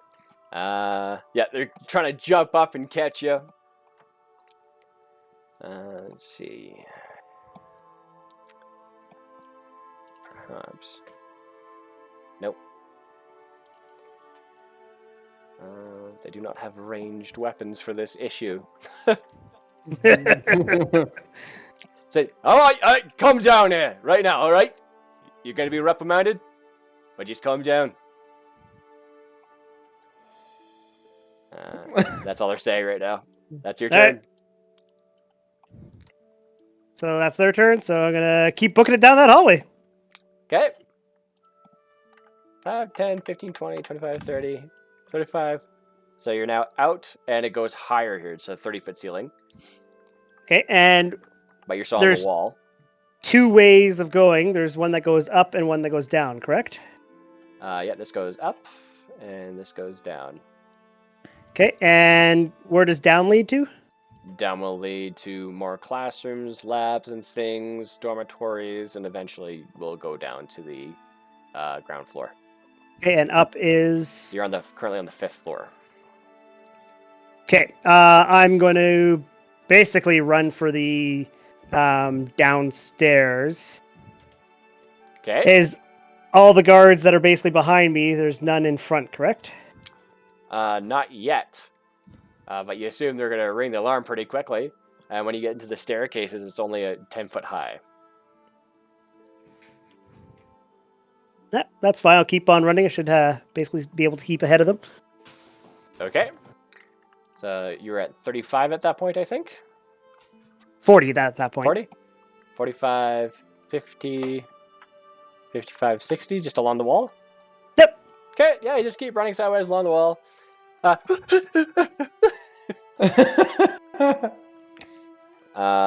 guards are now going to come down. They're going to go for a full dash. 5, 10, 15, 20, 25, 30, 35, 40, 45, 50. 5, 10, 15, 20, 25, 30, 35, 40. 10, 15, 20, 25, 30, 40.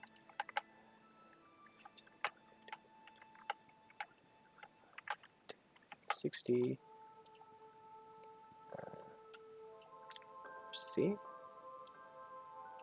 5, 10, 15, 20, 25, 30, 35, 40, 60. 5, 10, 15. Oh, wait, no. One of these guys, 2 of these guys are going to stay back. Yes. All right.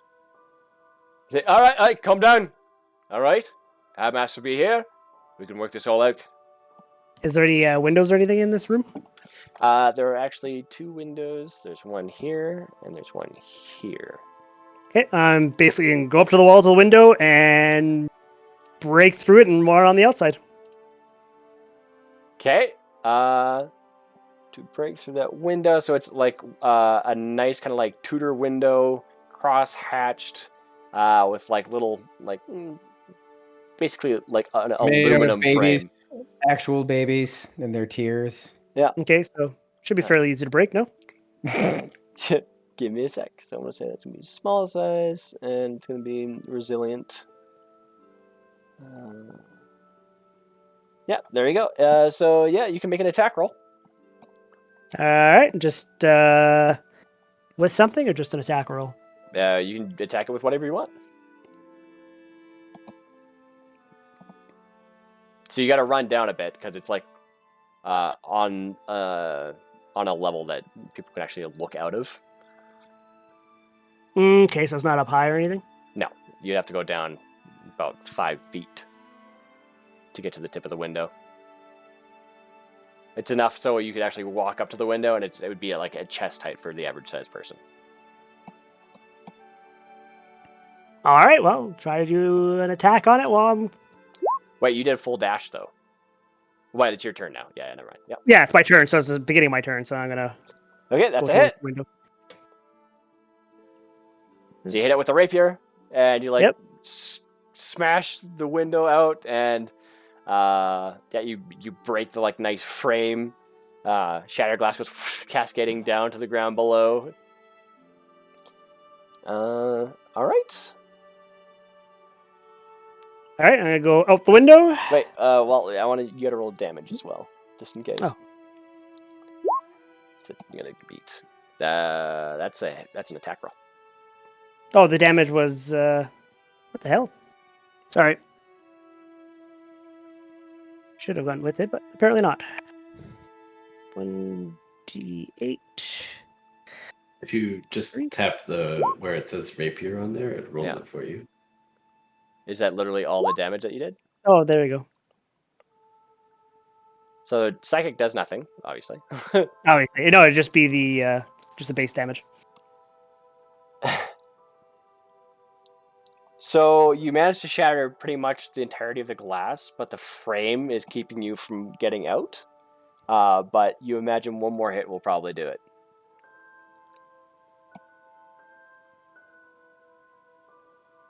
Do you have any more attacks? No, I only get one attack. Yeah. Can I basically just force my way through it? Like just. Can you transform it into anything small enough to fit? Yeah, that's what I was gonna ask. Turn into a fly. Oh, that was his action to attack. Yeah. Can I basically just basically try to force my way through it? I've got my weight, right? So. Yeah, it's still technically intact though. Is the problem with the window? Well, I guess if you're just gonna wait and ram your way through it, I'll allow it. It'll be a strength check, but it'll be high because it's still fairly intact.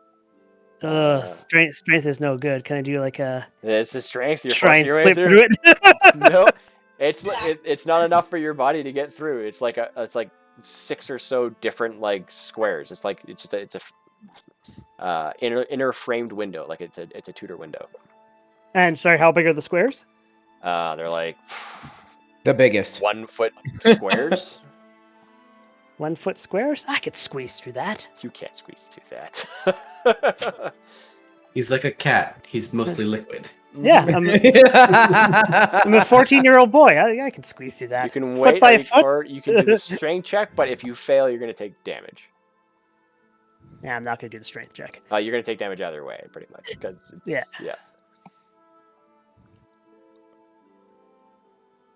Fuck, Jen. I'm going to. Yeah. All right, well, and try to do the strength, I guess, and see where that goes. All right. It's not enough. You just kind of push and warp them a bit more. You feel as it kind of cut, because you smash it's cutting into your skin. You take. Where are you, Atesh? Oh, he did. I'm outside. You take 6 slashing damage. All right. Would I have heard the glass break outside? No. You're already gone by this point. He already went up and did a forgery and came back down. And oh yeah, I guess it's been an hour or so. At least, yeah. Okay, so the guard's gonna rush you now. Can't you move back up? You could. I would like to if I have enough movement left. I should have movement. You only went down 10 feet. Yeah, I'm gonna freaking run back up. Okay, yeah. So you run back up 10 feet, and they go up, and they're like, "All right, you're smashing property now. This is looking like an expulsion, Taylor."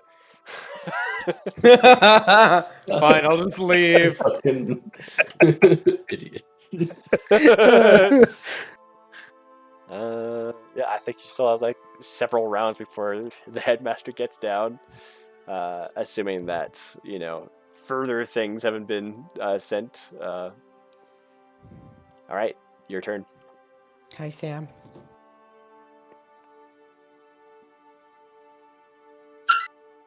All right, so now if I try to go, I'll be within range, and they're gonna try and grapple me for sure. Yep.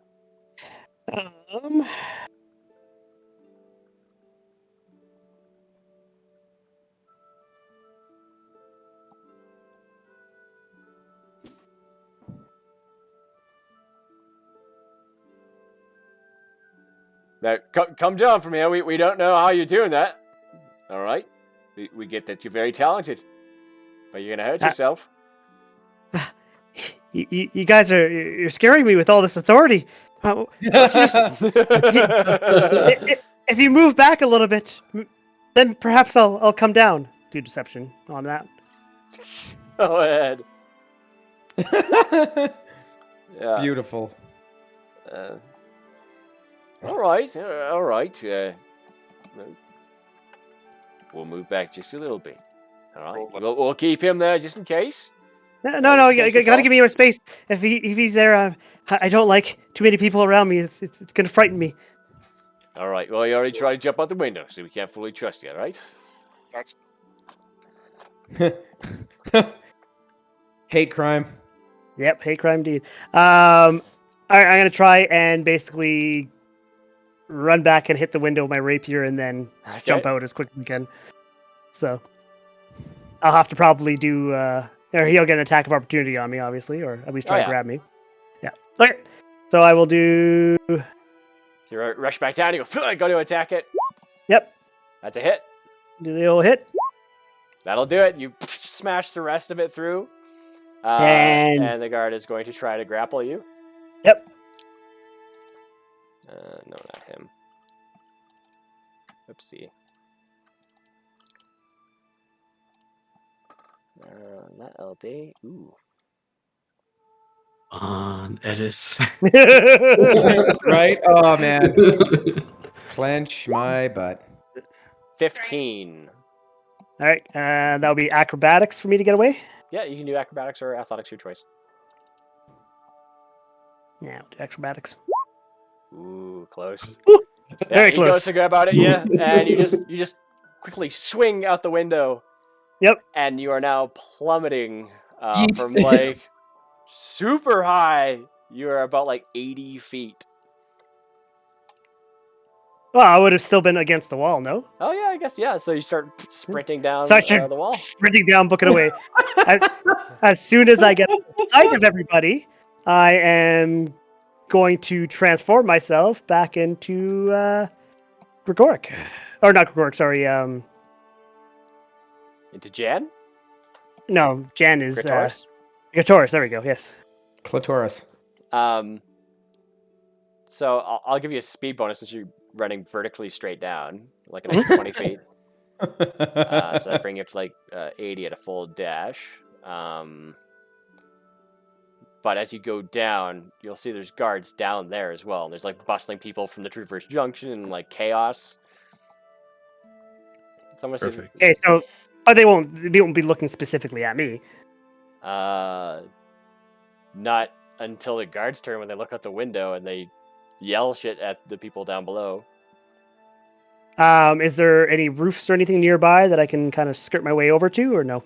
No, the Lyceum is kind of away from the other places for the most part. I mean, the one roof you could probably jump over to is the Traverse Junction. Probably be about a 40-foot leap. Hey, well, I'm gonna.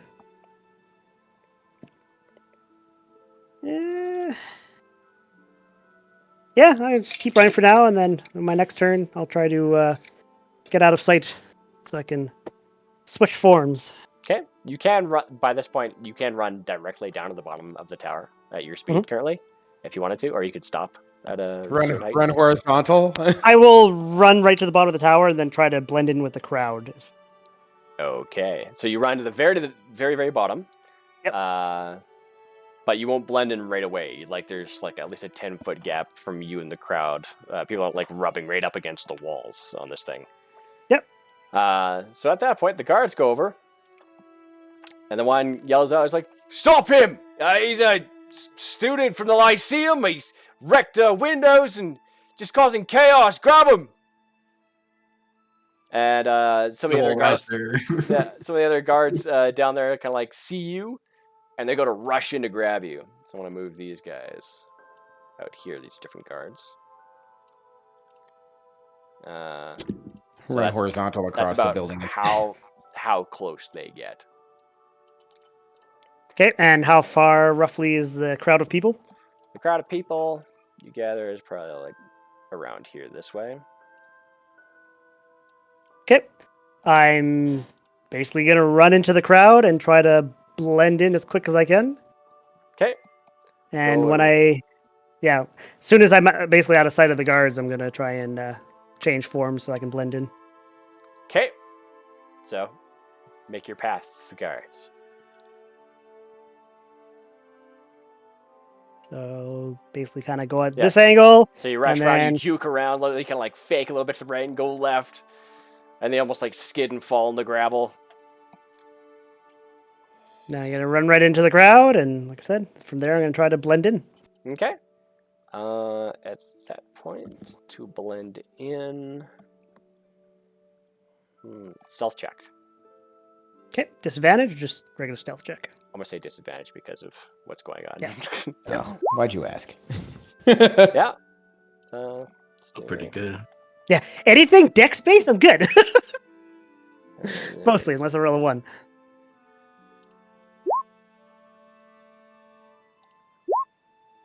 Ooh, that's close. Yeah.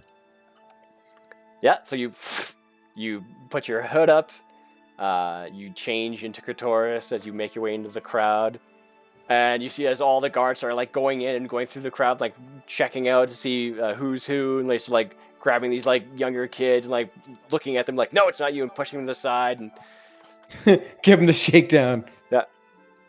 And you slowly kind of make your way through the crowd and take off. You can kind of hear like an inner kind of like alarm bell going inside, like ting ting ting ting ting ting.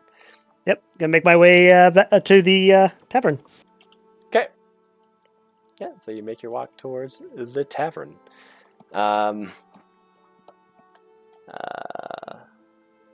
Who else here? Atesh. Yes. What are you doing at the store? All right, so I go to Gilmore's Glorious Goods. Okay. And I step inside. Step inside. You see Archimedes there, and Gilmore's nowhere to be seen. Hello, welcome to Gilmore's Glorious Goods. Ah, Tesh. It's been too long. Yes, far too long indeed. What can I get for you? I'm on a bit of urgent business, going to save the world again, as you know. Ah, of course, very capable you are. He does it once and... Trying to do some extra safeguards on the shop. There's a time when the shop was actually entirely decimated, so we're just trying to do some safeguards this time. Thinking about most likely shutting down this branch and just moving it to another location. I hear Kaimal is an up-and-coming city. You should maybe check in there. I mean, we have the other shop set up in Marquette. Is a self-serving son of a... make a persuasion check to see if he'll be willing to like get Gilmore to do that. I'll like lean in. I'll be like, I can make it worth your while, both of your whiles, actually. Then he kind of like tilts his head to the side and kind of like raises an eyebrow. He's like, "What? In what way would you be able to do that?" Well, being the Margrave of Kaimal, yes. I could set you up with the primest of prime locations. And I could ensure that your taxes are extremely low. You see, it's where this tavern used to be. It's where this tavern used to be. Very rich land. Where it hasn't been used for several months now, so... yes. No. I would never give away the tavern. But I can definitely set you up with a prime location. Man, we very much only need a small location. We don't need much real estate. Everything is handled in that regard. It's more of where we decide to put our space. Of course. Perhaps.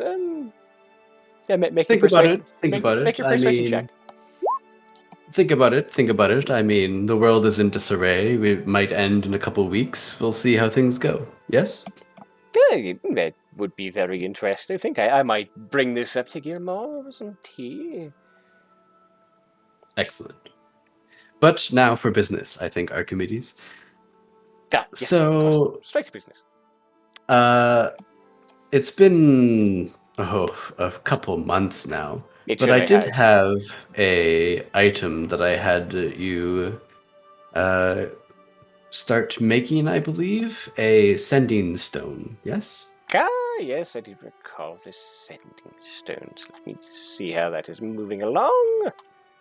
Reminders.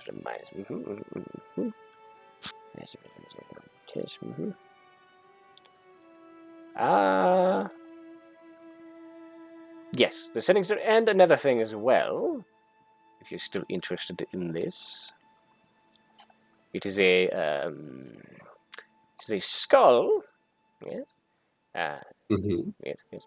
It has a couple of emeralds in the eye sockets, and it allows you to speak with the dead.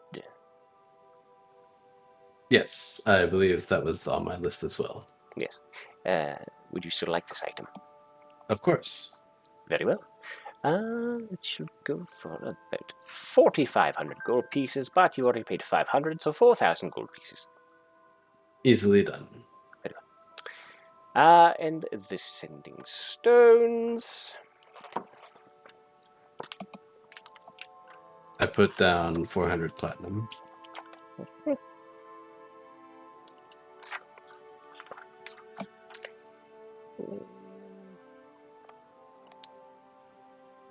Yes, I could give you those sending stones for friend price. I mean, normally they're 350, but I'll give it to you for 200 gold pieces. Done and done. Is there anything else I can do for you, my friend? I was wondering if you have any potions of rest, potions of flight, any defensive potions at all. We have absolutely no potions of rest. That is very absurd. Potions of flight, we might have something like that. Potions, defensive potions. Yes, elemental resistance against necrotic would be nice as well. We don't have any resistance to necrotic. That's a very unique item. Mm-hmm. But perhaps we can get something built for you. I don't know if we have much time, is the thing. Well, I could enlist some of the help of the Lyceum. They might be able to assist with creating some potions here. They like us. They do like to send some of the more young up-and-comers to my shop. And I give them a good review, and they get some extra credit. Of course. I mean, if you can rush these for within a couple days, then I would be interested. But we are planning to set out, well, I would say that we are planning to set out tomorrow, exactly. But if we can delay by a day or two, then we could maybe arrange something. This can be arranged. A couple of days would be very expensive, but possible. Money is no object of concern. I have plenty of it, but it's not all here. Some of it is in Kaimal. We can try to give it to you at cost, perhaps. Excellent. So, for the potion of flight, I can give that to you here. And he takes up this kind of potion, just a clear liquid that floats at the top of the container and has this kind of cloudy white impurities drifting around in it. This will go for 25,000 gold pieces. 1 second, I need to do. Which potion is that one? Potion of flying. Congar will fucking pay it. Well, Congar's not there. I know. So it's more if I have the money for it. And I gave all my money into fucking jams. So how much was it? 2,400? 25,000. 25,000? 1,000, yes. It's a very rare potion. Okay, I do not have 25,000 on me at this moment, but I can stop by tomorrow morning and I will have it for you. I have 1,440 platinum.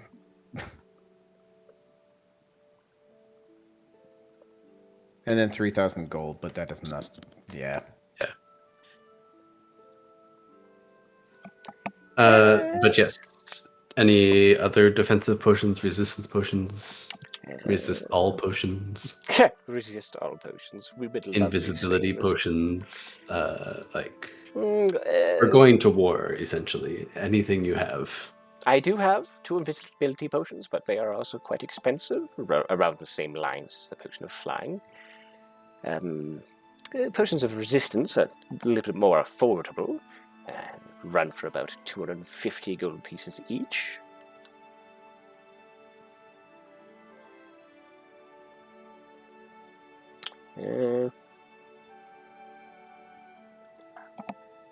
We've got potions of resist acid, cold, fire, lightning, poison, and thunder. But we have some slightly rarer ones as well. Such as? Resist psychic. That Ooh. I would be interested in. Mm-hmm. But that would be about the higher range, about 400 gold pieces. Okie dokie.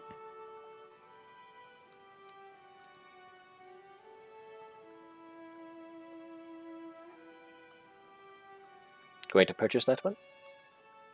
Yes, I will grab that right now. Potion of resist psychic damage. 400 gold pieces. Yes.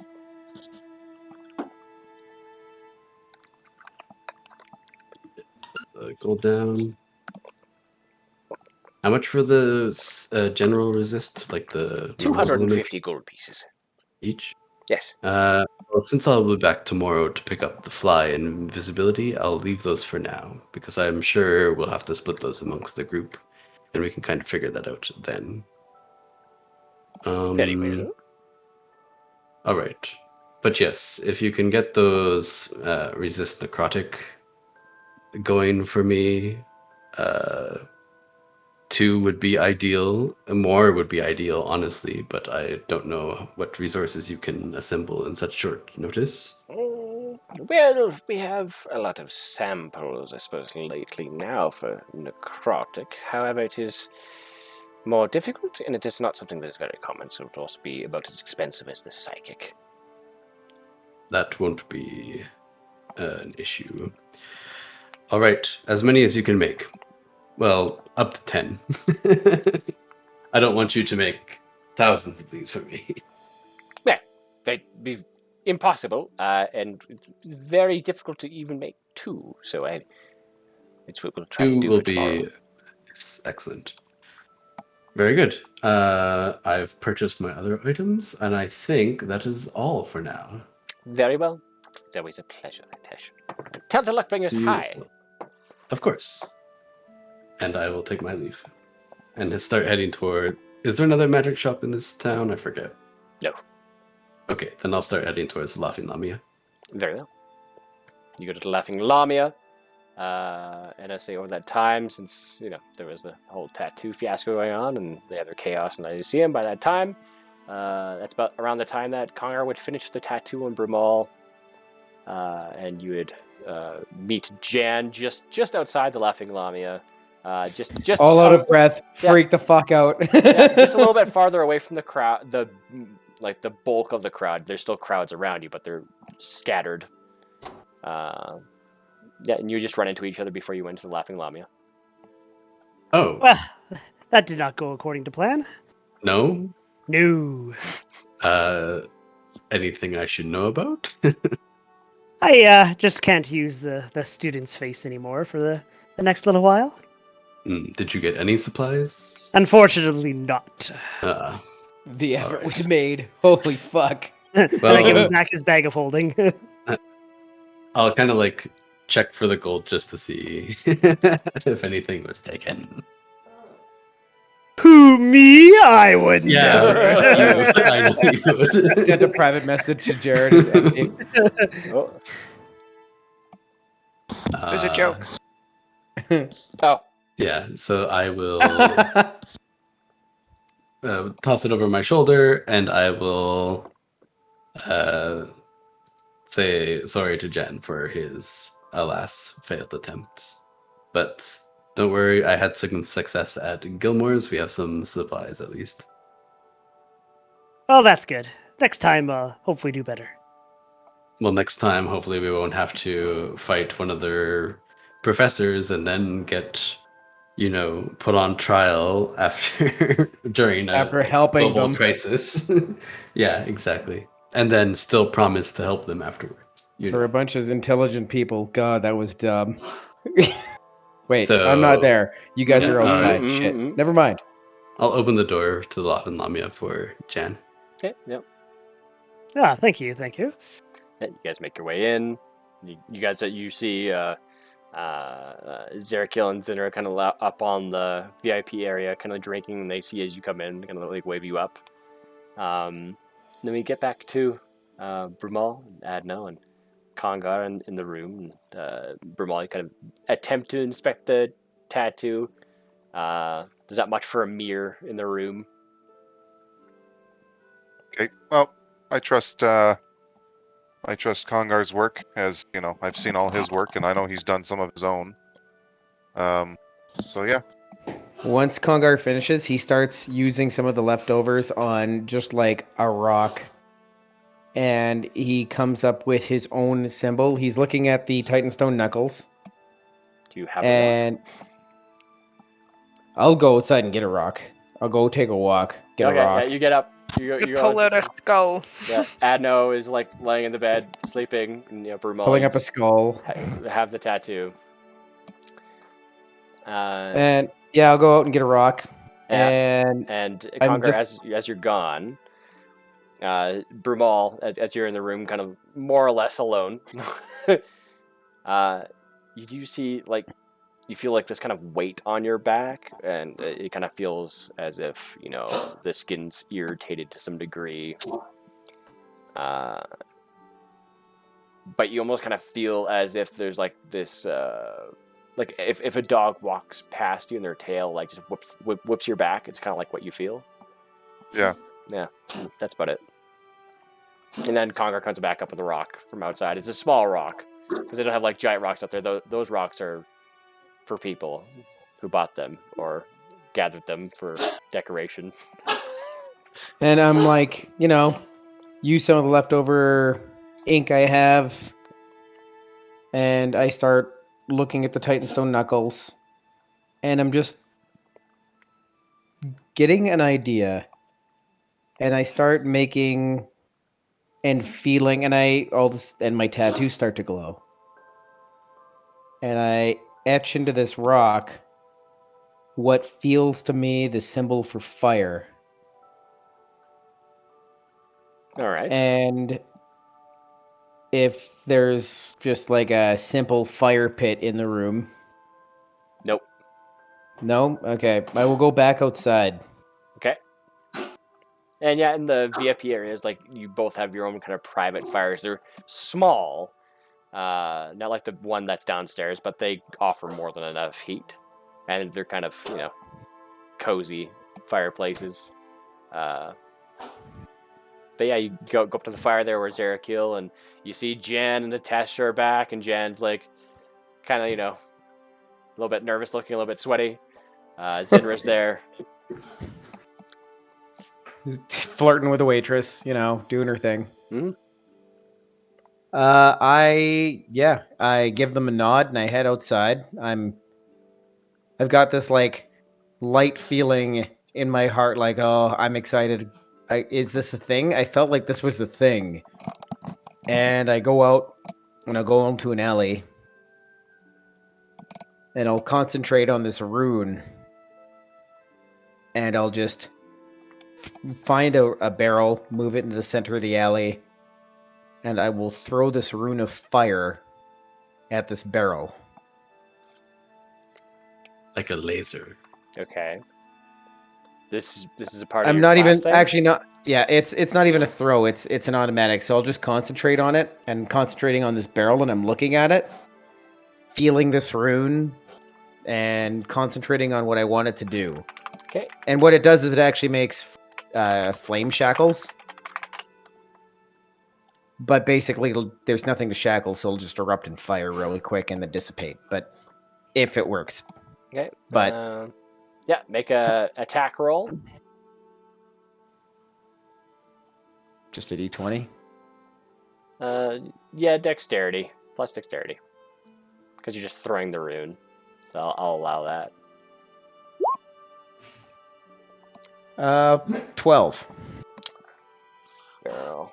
At a stationary barrel. Uh, Please, God. I miss.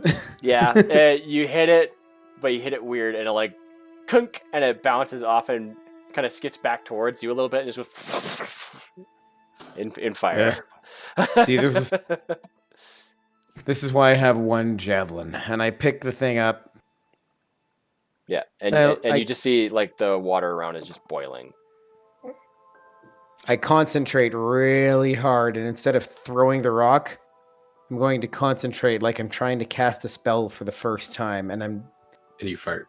I will sit down and actually try to feel out what this thing is, and try to cast on this barrel. Okay. In the actual skills, it's I'm looking at it literally right just now. an automatic. Okay. Well, it's when you hit something with it using a weapon. I mean, it's a target, so it doesn't have to be a creature. It is actually a creature. Yeah. It's more for flavor text. I'm just trying to see. I know. Yeah. I'm trying to just work it out because it's shackles. But yeah. So yeah, you hit the barrel and you see as like these two kind of counter-rotating kind of circles appear around the barrel, and you start burning it, and it gets kind of like burnt in half. And you watch as once it gets burnt and its integrity fails, it just water just goes everywhere. Oh my god, I'm a fire mage. Fuck you. And you see like a person up on the third floor of a side building, just like looks out, like, "Hey, that's someone's barrel, you know." Ah, shit, and I run back inside. Hey, you come back here!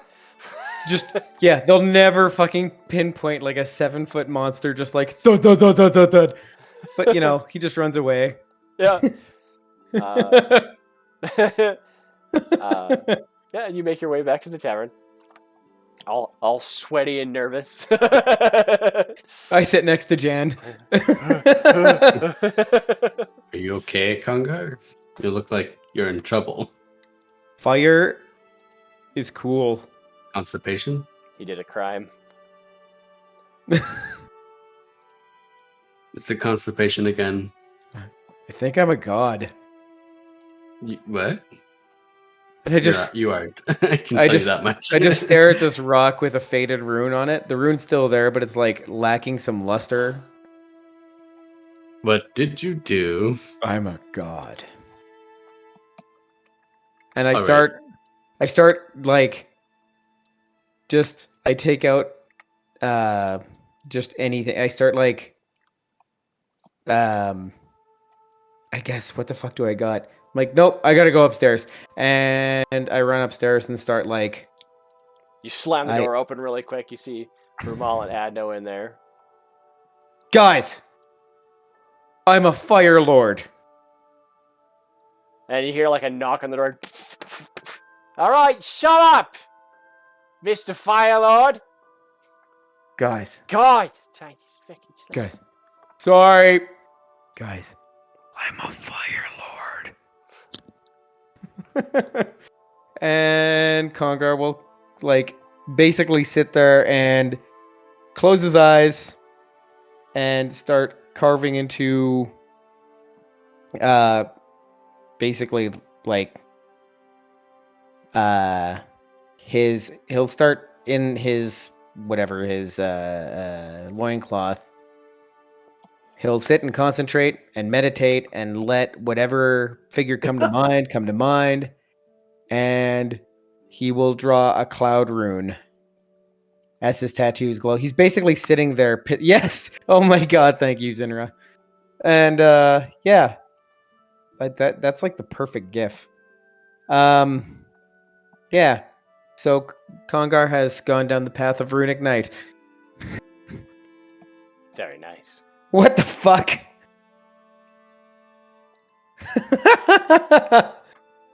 That looks unsanitary, actually, or super sanitary. I don't know. My god. All right, that's Congar's tidbit. He's pleased. Hey, So, Look at them dance. you guys have a couple of drinks. Eventually, you guys all clamber in to this one room. It is now getting late. And you guys all take your long rest for the night. Returning all your spells. Getting your health back. I finally level up. Yeah, you level up now as well. Fuck you, Ed. But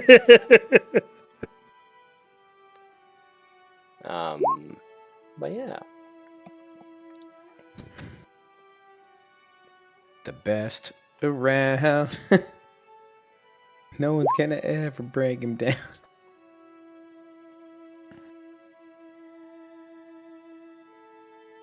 When Broomall wakes up, he should be able to see how his tattoo works, if that's figured out, or if that needs to wait till next time. Mm-hmm. Well, you're basically giving him it's not it doesn't have like a specific use. It's more of like a memento mori kind of reminder or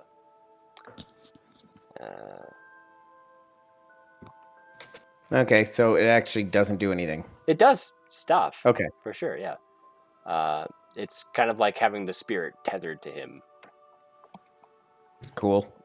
Yeah. I mean, I wasn't sure what you wanted to do with it, but I figured it was a really cool way to perpetuate Shimmer without struggling to save the wolf. She's been with the group for so long. I don't know. Anyway, that's just beside the point. Yeah, they're like Broomall experienced something so far. But yes. Can I finally sleep now? Yeah, you guys are sleeping. Nope, no sleep. That's your long rest. Again. You guys are all officially what the Don't days? sleep till Brooklyn. Yeah, 18. level 18 now. Finally. Yeah. But yeah, you guys are fully rested. You guys wake up in the morning. You hear some news about. It's not too hard to hear, like as you guys kind of getting up from your beds, and like some of the walls are a little bit thin. You can hear some things like for the people who have like the higher passive perceptions, like Ramal and Adno, and it's most of you guys now for some reason. Not me anymore. I am stupid. Well, I'm at 19. It doesn't really go down. It shouldn't go down. It does when you change your stats because of a new book. Oh, gotcha. But yeah, you would hear about one of the professors from the Lyceum being escorted today. You should, like, it's gonna be like a parade. You get to throw stuff. Like disintegration rays? What? No. You get to throw stuff like disintegration rays. Like rotten vegetables and fruit is what they're talking about. Well, the if same one people happens to things. Contain a disintegration beam, is anyone gonna like blame me, or how's that gonna work? I mean, you gather you're the that, only one yeah, that can. that would be like a high criminal offense. Fine, I won't do it. No. I mean, unless there was a reason to. Well, I mean, does anyone know that Jan has the book? He hasn't said anything yet. I had the spell tome for a second, but then Jan had it, right? Like he took it, or I forget how he got it. He just grabbed it. I was looking. You passed it over to me for me to look at, and I was looking at it. Okay. And So I everything do kind of know. went to hell. Yeah, so I do know that you have it then. Yes. Okay. Throw him the book. Then I might. In the morning, is it morning? Can we? It is start morning. doing things? Yeah. Okay. I would go over to Jan privately, quietly, and ask him if he still has the book. Of course I do. You guys are all sleeping in the same room. It has two double beds or queen size. That's why I was being super quiet. Yeah. So I whisper back, of course. then I'll just nod and I'll kind of like look to see if anyone might have heard us. It depends if anybody, like, I assume you guys are all waking up at a generally close-ish time. I mean, you guys can use your passive perception if you wanted to Depends how long it's been, because I only go out for about 4 hours and then... Yeah. So I'll say you guys can make a stealth check, both of you, and make a perception check, maybe, if you think you're awake. I mean, my stealth isn't very good. But... Neither is my perception, so... Good. All right, yeah. Nobody hears. All right. I am too focused on Brumel's shoulder. I'm in a trance.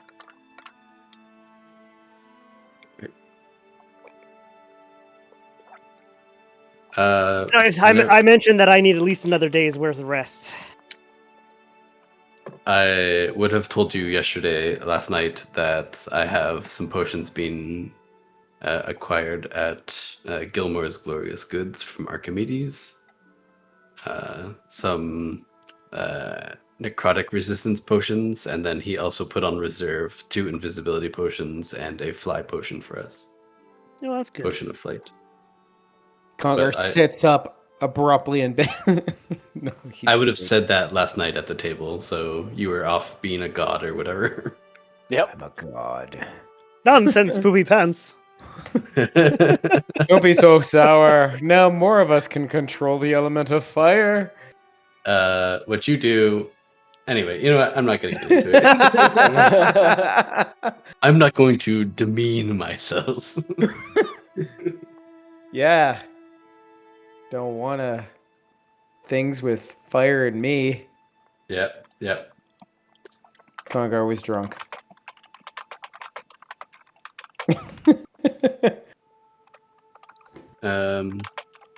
So I actually do have a question about the sending stone. Mm-hmm. I believe when I requested it, I wanted it to have like the spell castable on it, or is this one of those like typical ones where there's 2 sending stones and I send between each one? Okay. In that case, I'm going to go over to Adno after she is done waking up and everything. Mm-hmm. And I'll be like, I'll hand her one of them. For me? For you. We will always be in contact. And I will kind of like clink the stones together, and I will, tell her that they're sending stones and such. Aww. I'm looking for a gift, but it's the really wide-eyed cat that's like, aww.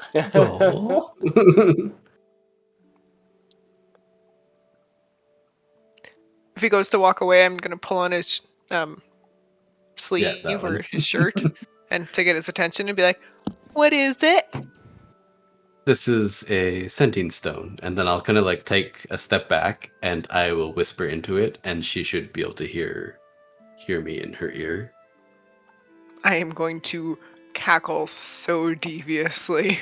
And I'll just say, now, wherever I am, however far apart we are, we will always be together. And I'll give her a little peck on the cheek. I'm just stuck. Like, it's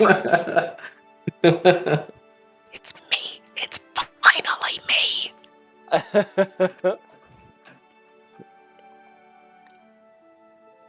So, if there's nothing else you guys would like to do currently, we'll end the session there and pick it up next week. Just know that I'll be crafting my potions because we've done the long rest and they expire. Mm-hmm. For Jan's recovery, is it just 2 days? It was 3 days, but if I spend a full day recovering, then it takes off a day. Or it takes off, I think a day or 2 days. Double check. I thought it was more than that. Yeah. Decreased by 2 days. Good stuff. So you should be as good as gold then. Well, I mean, I need another day basically. Yeah. And then we as good as gold. I mean, the day before was pretty stressful. I had got no rest the day before. No. My poor strength. It was also the day that you cast the wish as well. Yeah. Oh yeah, we actually get to change the day now. It is now. It's the 5th. It's been like a month. Still love you guys. Oh, hello. Have you been listening this whole time, Jess? More or less. I got out of bed around 9 o'clock tonight, so. You lead a very peculiar life, and I was taking a nap. Ah. From like when to when? It doesn't really matter, but it's actually kind of curious. I needed to take a nap. I had a bad crash when we went shopping for groceries, so I passed out around like 8 after dinner. Okay, that's pretty chill. Yeah. I do love my naps. When we were kids, we hated them. Now that we're older, they're the bomb. We said we hated them when we were kids, and then as soon as we hit that pillow, we were just fucking toast. Every time. Except for Jared's mom, who'd throw empty bottles of liquor at him. Of course she would. Actually, no, that was mine, but... But, yeah, I'll end the session there for tonight. Another clarification. The Speak with Dead Skull, how many times per day can I do that? You can do that 3 times a day. Nice. Tree. Do I have to tune to it first? Nope. Cool.